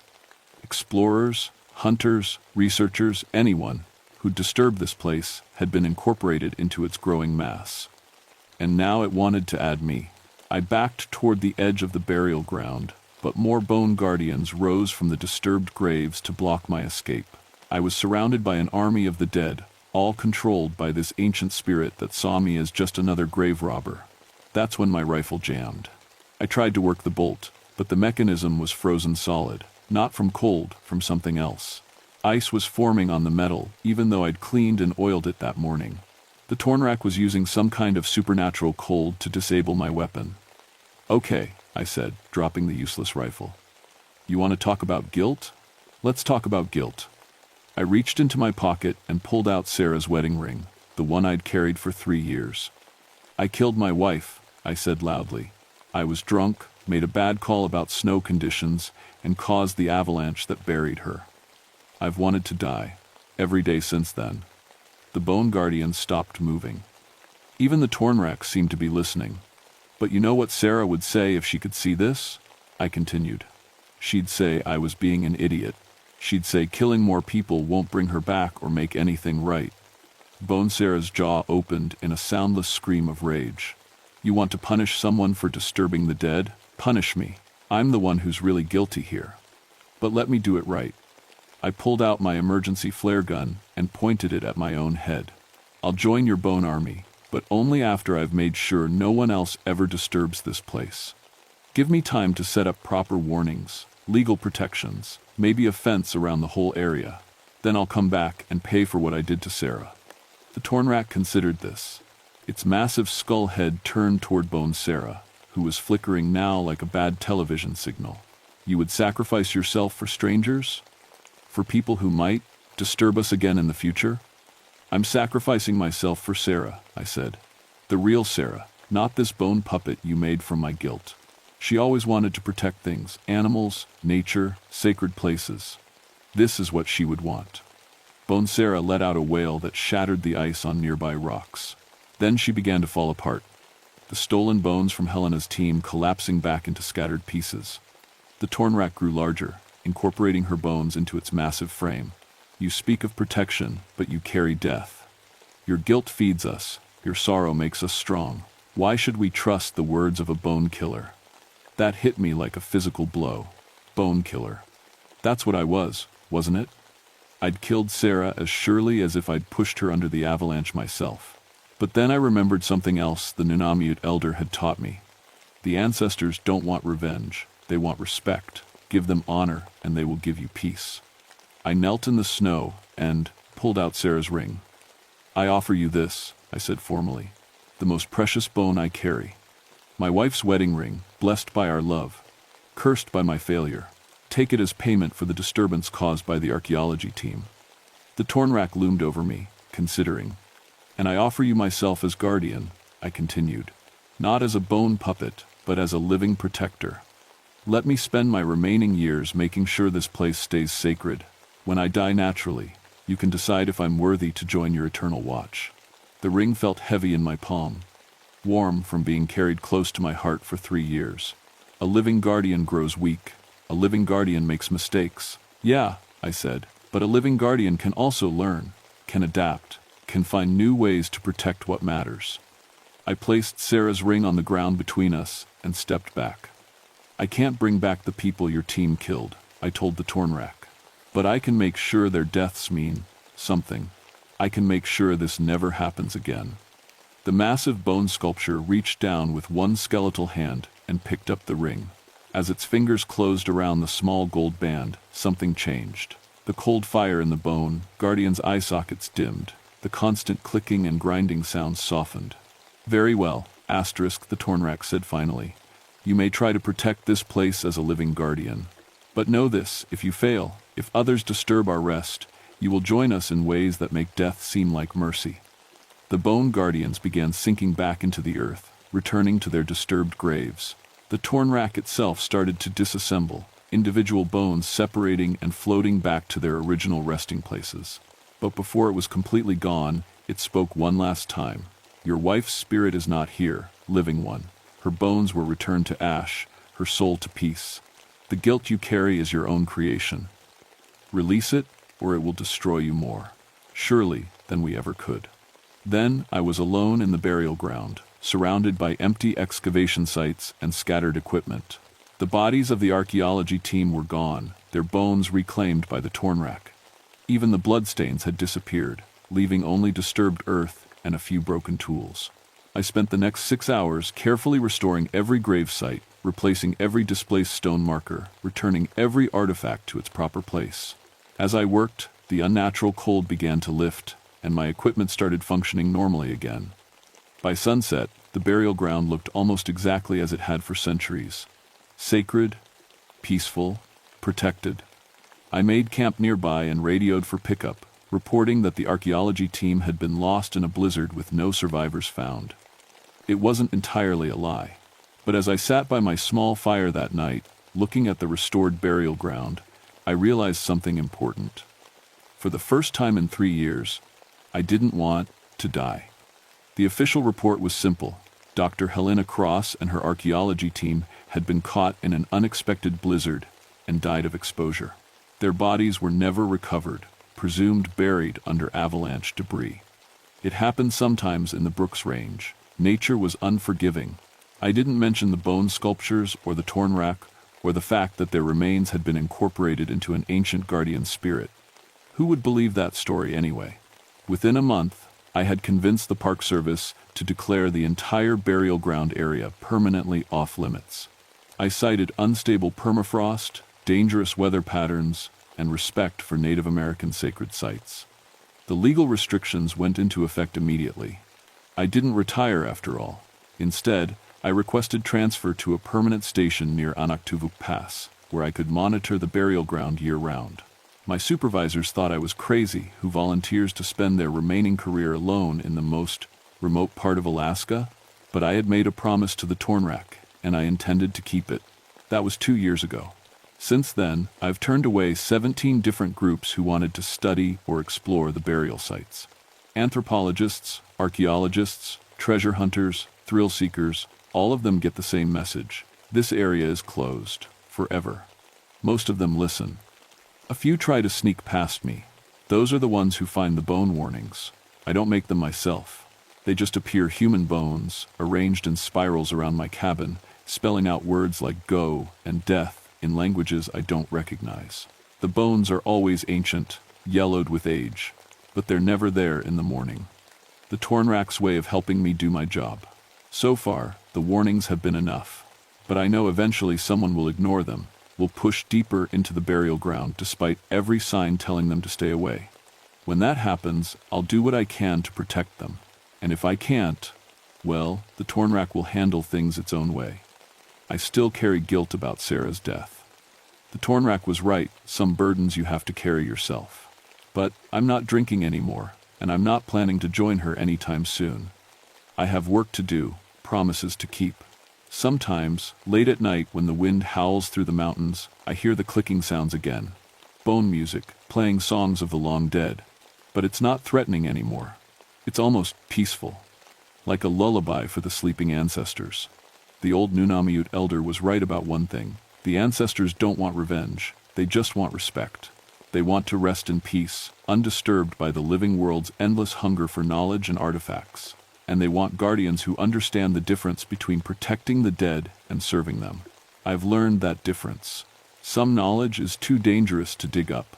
Some places are meant to stay sacred and untouched. Some bones should never be disturbed. My name is Vincent Darkwater, and I guard the bone gardens of the Brooks Range.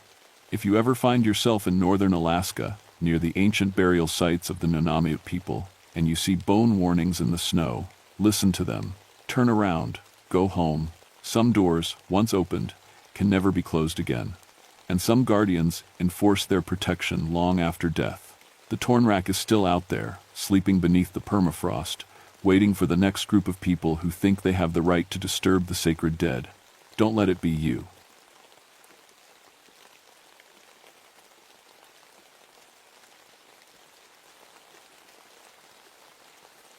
My name is Franklin Nightshade, but everyone calls me Frank. I've been a park ranger at Lake Clark in Alaska for 25 years now. That's a long time to spend in the wilderness, especially when you're carrying ghosts from a war that ended 3 years ago. I'm 49 years old, and my hands shake sometimes when I think too hard about Korea. The doctors call it shell shock. I call it the price you pay for coming home when your buddies don't. But I don't talk about that much. Out here in the frozen wilderness, there's nobody to talk to anyway. It's December 1956, and Lake Clark is locked solid under 10 feet of ice. The temperature dropped to 80 below zero last week. That's cold enough to freeze spit before it hits the ground. During winter, the only way in or out is by dog sled, and even that's dangerous when the aurora lights start dancing. The Dena'ina people who lived here before us white folks showed up had stories about this place. Old Charlie Wasili told me. Once about the shadow people, spirits from the other world who hunt by stealing your shadow. I laughed then, seemed like old superstition. Now I'm not so sure. My cabin sits on the south shore of the lake, about 15 miles from the nearest neighbor. That neighbor is the Morrison family, Joe Morrison, his wife Mary, and their 2 kids, Tommy and Sarah. Joe runs a trapline through the woods, catching fox and marten for their pelts. Good people. Quiet people who know how to live in the wild without making a fuss about it. I've got my radio, but it's been acting up lately. Something about the aurora messing with the signals. My supply plane isn't due back until next month, so I'm pretty much on my own out here. That's how I like it, mostly. The quiet helps with the shaking. My dogs are good company, 6 huskies, all of them tough enough to pull a sled through anything Mother Nature throws at us. They know the country better than any GPS system ever will. Rex, my lead dog, can smell trouble from miles away. Lately, he's been acting strange. Whining at night, looking out at the lake like something's moving out there in the darkness. This is supposed to be my last winter patrol. The Park Service wants me to retire. They say my nerves aren't steady enough for the job anymore. They're probably right. Sometimes I see soldiers walking through the trees, Korean boys with holes in their chests and empty eyes. The doctors say that's normal for men who've been through what I've been through. I keep my rifle clean and my emergency gear ready. 25 years in this country teaches you to be prepared. I've got snowshoes, extra food, warm blankets, and a compass that never lies. Plus my war medals in a small leather pouch. I know they're just pieces of metal, but somehow they make me feel like maybe I earned the right to keep breathing. The thing about winter up here is the darkness. We get maybe 4 hours of real daylight, and the rest is just different shades of night. But when the aurora comes out, the whole world lights up in green and blue fire. It's beautiful, but there's something wild about it too. Something that makes the hair on your neck stand up. Yesterday, I needed to check on the Morrison family. Joe usually stops by my cabin once a week to share coffee and swap stories, but I hadn't seen him in 10 days.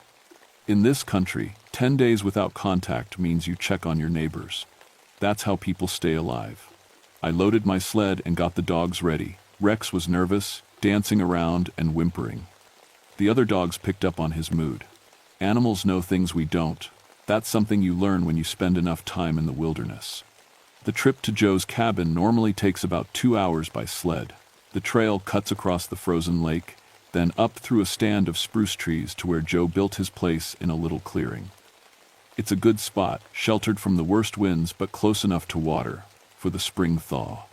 As we crossed the lake, I noticed something odd about the ice. There were dark patterns under the surface, like shadows moving beneath the frozen water. I'd never seen anything like it in 25 years. The ice was solid. I could hear it creaking and settling the way it always does. But those dark shapes looked like they were swimming down there in the blackness. Rex kept looking back at me, like he wanted to turn around and go home. I should have listened to him. When I reached Joe Morrison's cabin, I knew something was wrong. No smoke coming from the chimney, no light in the windows, and it was too quiet. Even with the wind, you should hear something from a family of 4 living in a small cabin. Kids laughing, voices talking, boots stomping on the wooden floor. But there was nothing. I called out as I approached. "Joe, Mary, it's Frank Nightshade." My voice sounded small in all that emptiness. The dogs wouldn't go near the cabin. They stopped, about 50 yards away, and wouldn't move another step. Not even when I shouted at them. I took my rifle and walked up to the front door. It wasn't locked. Nobody locks doors out here. What's the point when your nearest neighbor is 15 miles away? I pushed it open and went inside. They were all there. Joe sitting at the kitchen table with his coffee cup in front of him, like he was just taking a break from morning chores. Mary by the wood stove, still holding a dish towel. Tommy and Sarah on the floor near their toy box, playing with carved wooden animals, but they weren't moving. They weren't breathing. They were dead. The strange thing was, they looked peaceful. No wounds, no blood, no signs of violence. They just looked like they'd fallen asleep all at the same time. Joe's coffee was still warm. The fire in the stove was still burning. Whatever happened to them had happened fast and recent. I checked each one for a pulse, even though I knew what I'd find. Nothing. Their skin was cold, but not frozen. Their eyes were open but empty, looking at nothing. It was like someone had just reached in and turned off the light inside them. That's when I noticed something that made my skin crawl. The cabin was full of bright light from the aurora dancing outside the windows, green and blue fire lighting up everything. But the Morrison family cast no shadows, none at all. Not Joe, not Mary, not the kids. The light fell on them from every direction. But there were no shadows on the floor, no dark shapes on the walls behind them. That was impossible. Everything casts a shadow when there's light. Even a ghost would cast a shadow. But these people, these dead people, had no shadows at all. I backed out of the cabin fast. My hands were shaking worse than usual, and it wasn't from the cold. 25 years in the wilderness, and I'd never seen anything like this. I'd found dead hikers before, people who got lost in storms or fell through ice or just ran out of luck. But they always had shadows. Outside, I noticed something else. There were footprints in the snow around the cabin, but they were wrong. They looked like regular boot prints, but they didn't have any shadow in them either. Even though the aurora was bright enough to read by, these footprints were just flat impressions with no depth to them. I followed the trail. It led away from the cabin, across the clearing, and down toward the lake. But as I got closer to the water, the footprints started to fade. Not like they were getting covered by snow, but like they were just dissolving into nothing. At the lake shore, the trail disappeared completely, but I could see those dark shapes moving under the ice again, bigger now and more active. They were swimming in patterns, like they were dancing to music I couldn't hear. Rex started howling. Not the normal howl dogs make when they're lonely or excited, but something desperate and afraid. The other dogs joined in, and the sound echoed across the frozen lake like a warning. I should have left then. Should have hitched up the dogs and raced back to my cabin to try the radio, maybe get a message to the authorities somehow. But something kept me there, staring out at those moving shadows under the ice. That's when I saw my first one. It started as just a darker patch in the already black water under the ice. But as I watched, it began to take shape. First, just a vague outline, then more defined. It looked like a person walking along the bottom of the lake, but there was something wrong with the way it moved. Too smooth, too fluid, like it was floating instead of walking. The shape came closer to the surface. I could see it clearly now through the ice. It was definitely human-shaped, but it had no features. No face, no details. Just a black outline of a person, like a shadow that had torn loose from whoever cast it. The thing stopped directly below where I was standing. And I swear it looked up at me. Even though it had no eyes, no face at all, I could feel it watching me, studying me. like it was deciding whether I was worth the trouble. Then it started moving toward the shore. I ran. I'm not ashamed to say it. I ran back to the dogs as fast as my legs would carry me. Rex was already turning the sled around, ready to go. Smart dog, smarter than his owner. As we raced across the lake toward home, I looked back once. The ice where I'd been standing was cracked in a perfect circle, like something had tried to push through from underneath. And I realized that my own shadow looked a little fainter than usual. The next morning, I tried the radio again. Nothing but static and strange sounds that might have been voices speaking in languages I didn't recognize. The aurora had been dancing all night, brighter than I'd ever seen it, and the electromagnetic interference was making communication impossible. I couldn't stop thinking about the Morrison family, about their missing shadows and those empty eyes. I kept telling myself there had to be a reasonable explanation. Maybe they'd died from carbon monoxide poisoning. That would explain the peaceful look on their faces. As for the shadows, well, maybe the aurora light was playing tricks on my eyes. But I knew I was lying to myself. Rex wouldn't eat his food. He just sat by the door, whining and looking out at the lake. The other dogs were restless too, pacing around the cabin and snapping at each other. Animals always know when something's wrong. By noon, I couldn't stand it anymore. I had to check on the other trappers in the area. There were 3 more cabins within a day's travel, and if something was happening to people, I needed to know about it. I hitched up the dogs and headed for Pete Kowalski's place first.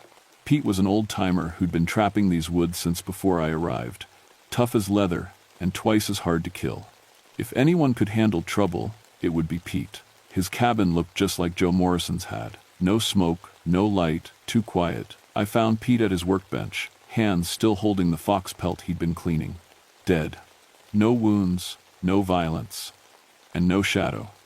At Sarah Blackwater's cabin, I found her and her teenage son David sitting at their dinner table. The food was still warm. No shadows. By the time I reached Tom Hendrickson's place, I was starting to lose my grip. Tom was in his chair by the fire, his pipe still smoking in his hand.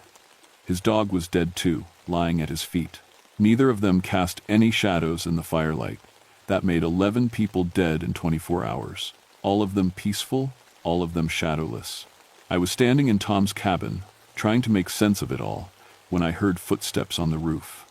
Slow, deliberate steps, like someone was walking around up there. But the steps were wrong. They didn't make the creaking sounds boots should make on wooden shingles. They were too light, too smooth. I grabbed my rifle and went outside. There was nothing on the roof, but I could see tracks in the snow.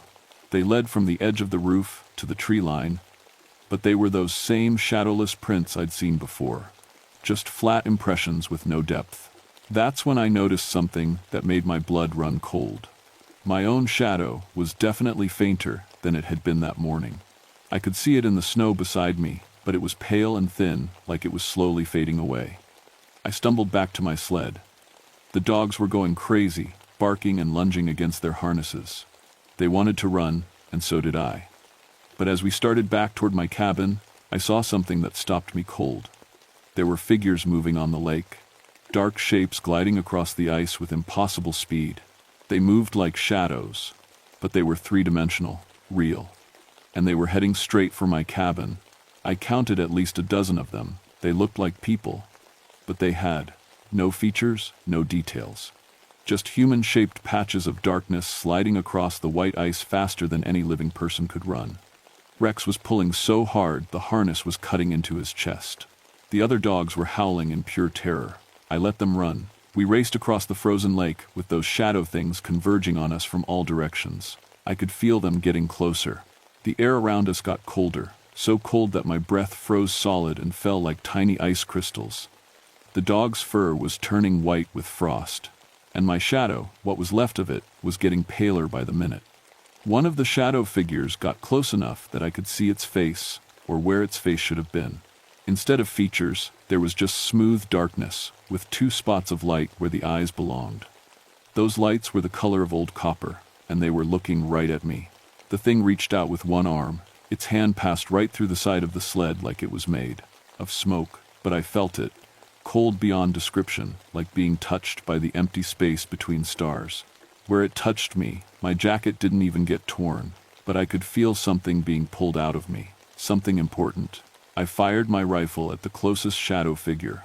The bullet passed right through it without any effect, but the sound seemed to startle them. They backed off for a moment, giving us enough space to reach the shore. At my cabin, I barricaded the door and tried to think. Whatever these things were, they were connected to the missing shadows. And somehow, they were stealing more than just shadows. They were stealing whatever it was that made people alive. I looked down at my own shadow in the lamplight. It was barely visible now, just a faint gray outline that flickered like a dying flame. Outside, I could hear them circling the cabin. Their footsteps were soundless, but I could feel them moving around the building, testing the walls, looking for a way in. And then I heard something that made my heart stop. Voices, human voices calling my name. Frank, Franklin Nightshade, come out, Frank. I recognized those voices. They belonged to people I'd known, people who were dead. The first voice was Joe Morrison. Frank, why didn't you save us? We trusted you. Then Mary Morrison. You could have warned us, Frank. You knew they were coming. And then a voice that made my knees go weak. A young soldier's voice, speaking with a Korean accent. Sergeant Nightshade, why did you leave me behind? That voice belonged to Private Kim Sung-ho, a kid I'd served with in Korea, a kid who died because I made a choice to save myself instead of helping him. The voices kept calling, and with each word, I could feel more of my shadow slipping away. The voices outside my cabin kept calling all night long. Dead people I'd known, dead soldiers I'd served with, all of them asking me the same question. Why didn't you save us? By dawn, my shadow was almost completely gone. I could barely see it even in direct lamplight. And I was getting weaker. My hands shook worse than ever, and I felt like something vital was draining out of me with each breath.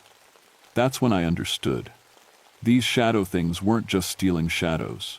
They were stealing the part of people that made them alive, the part that connected the body to the soul. And they were doing it to me. I also understood something else. This wasn't random. These things had come for me specifically. All those dead trappers were just practice. I was the real target. When the sun came up, the voices stopped. But I could still feel them out there, waiting. The aurora was still dancing in the sky, even though it was daylight. That wasn't natural. The aurora only appears at night, but these things were using it to stay manifested during the day. I tried the radio one more time, nothing but static and that strange whispering in foreign languages. But this time, I recognized some of the words, Korean words, words I'd heard soldiers use when they were dying. That's when the pieces finally clicked together. The shadow people weren't random spirits or monsters. They were the ghosts of people who died with unfinished business. People who died because someone else had failed to save them. And they were drawn to people like me, people carrying guilt about the deaths of others. All those trappers hadn't died because they were unlucky. They died because I was here. The shadow things had been feeding off them, getting stronger, preparing for their real target. Me. Private Kim Sung-ho had been 18 years old when he died in Korea. I was his sergeant, responsible for keeping my squad alive. When the Chinese attacked our position, Kim got pinned down by machine gun fire. He called for help. I heard him calling my name. But there were 6 other soldiers in immediate danger, and I could only save some of them. I made a choice. I saved the others and left Kim behind. It was the right tactical decision. It saved more lives. But Kim died alone, calling my name, and I never forgave myself for it. Now he was back, along with all the other people who died because I couldn't save everyone. They were using my guilt to manifest in this world, stealing shadows to gain physical form. The cabin door started to crack. They were coming in. I could see them now, even in daylight. Dozens of shadow figures pressing against the walls, pushing through the wooden boards like they were water. And at the front of them was Kim Sung-ho. He looked exactly like he had the day he died, young, scared, but determined. Except he was made of living darkness, and his eyes glowed with that same copper light. "Sergeant Nightshade," he said in perfect English. "You left me behind." "I had to choose," I whispered. "I couldn't save everyone. But you didn't try to save me. You chose the others because you thought they were worth more." That wasn't true. I'd chosen them because they were closer, because I could reach them faster. But looking at Kim's shadow form face, I realized the truth didn't matter. What mattered was my guilt, and the guilt was feeding these things. "I'm sorry," I said. "I should have found a way to save you all." "Sorry isn't enough," Kim said. The other shadow figures were pressing closer. "You have to join us. You have to understand what it feels like to be abandoned." I felt the last of my shadow slipping away. My body was getting cold from the inside out, and I could barely keep my eyes open. In a few more minutes, I'd be as dead as the Morrison family. As dead as Kim Sung-ho. But then I realized something. These shadow things weren't just feeding on my guilt. They were trapped by it. Kim couldn't move on because I wouldn't let go of what happened. All these years, I'd been carrying him around with me, never allowing either of us to find peace. "You're right," I said to Kim. "I did fail you. But keeping you trapped here isn't going to fix that." The shadow figures paused. Kim's glowing eyes flickered. "I can't bring you back to life," I continued, "and I can't change what happened. But I can stop making it worse." I reached into my jacket and pulled out the leather pouch containing my war medals. I'd been carrying them for luck, but really I'd been carrying them as reminders of my guilt. Reminders of the men I couldn't save. "I forgive myself," I said out loud. "And I'm letting you go." I threw the medals into the fireplace. As they began to melt in the flames, something amazing happened. Kim's shadow form started to change. The darkness began to fade, replaced by a soft, warm light. "Thank you, Sergeant," he said, and for the first time in years, he sounded peaceful. "I can rest now." One by one, the other shadow figures began to fade as well. All the guilt I'd been carrying, all the people I thought I'd failed, I let them all go. As the last shadow disappeared, I felt my own shadow flowing back into me like water filling a dry well. The weakness left my body, the shaking stopped, and for the first time since Korea, I felt truly alive. The aurora faded from the sky, and the radio crackled back to life. I managed to contact the Park Service and report the deaths of the trapper families. When the investigation team arrived 3 days later, they found exactly what I expected them to find: carbon monoxide poisoning.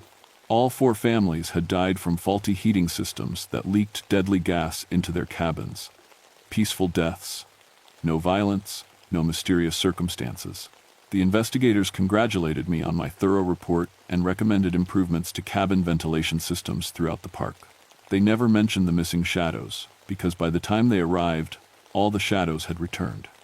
Death had released the trappers from whatever supernatural force had been draining them. Their bodies looked normal again, casting proper shadows in the winter sunlight. I didn't try to explain what had really happened. Who would believe a story about shadow-stealing spirits and guilt-powered manifestations? I was already on thin ice with the Park Service because of my war nerves. Reports of supernatural encounters would have gotten me committed to a mental hospital. But I knew the truth. The shadow people had been real. They'd been feeding off my guilt for years, growing stronger every time I relived that day in Korea. The electromagnetic activity of the aurora had given them the power to manifest physically and start killing people. All those innocent families had died because I couldn't forgive myself for choices I'd made in wartime. The strange thing is, after I let go of that guilt, my shell shock got better. The shaking stopped. The flashbacks faded. I still remember Korea, and I still mourn the men who died there. But I don't carry their ghosts around with me anymore. I decided not to retire after all. The Park Service was happy to let me stay, especially after I'd handled the trapper investigation so professionally. I'm good at my job, and this country needs people who understand its dangers. But I keep an eye on things now. I watch for signs of unusual aurora activity, for reports of people dying without apparent cause, for animals acting strangely around certain areas. Because I know the shadow people weren't unique to me. There are other people out there carrying guilt they can't release, and guilt like that can manifest in dangerous ways. Last month, I heard about some strange deaths near Denali. Hikers found dead without any obvious cause, their bodies peaceful but somehow diminished. The official report blamed altitude sickness, but the description sounded familiar. I've been wondering if I should drive up there and check it out, maybe talk to the local rangers, see if any of them are carrying ghosts from old wars or old mistakes. Sometimes people need help letting go of the past. The lake is quiet now, The ice has normal shadows under it, and my dogs don't act nervous when we cross it. But on clear nights, when the aurora comes out to dance, I still remember what it felt like to have my shadow stolen piece by piece. I remember Private Kim Sung-ho and the choice I made that day in Korea. The difference is, now I can remember without drowning in guilt. I made the best decision I could with the information I had. Men died because war is terrible, not because I was a failure. And sometimes, accepting that truth is the only way to honor the dead. My name is Franklin Nightshade, and I guard a lake in Alaska where shadow people once walked. They're gone now, but I stay vigilant. Because guilt is a powerful force, and in the right conditions, it can take on a life of its own. The wilderness is full of dangers most people never think about. Cold that can kill you in minutes. Ice that can swallow you without a trace. Weather that can change from calm to deadly in the blink of an eye. But the most dangerous thing you can bring into the wilderness is a guilty conscience. Because out here, in all this empty space, your ghosts have room to grow.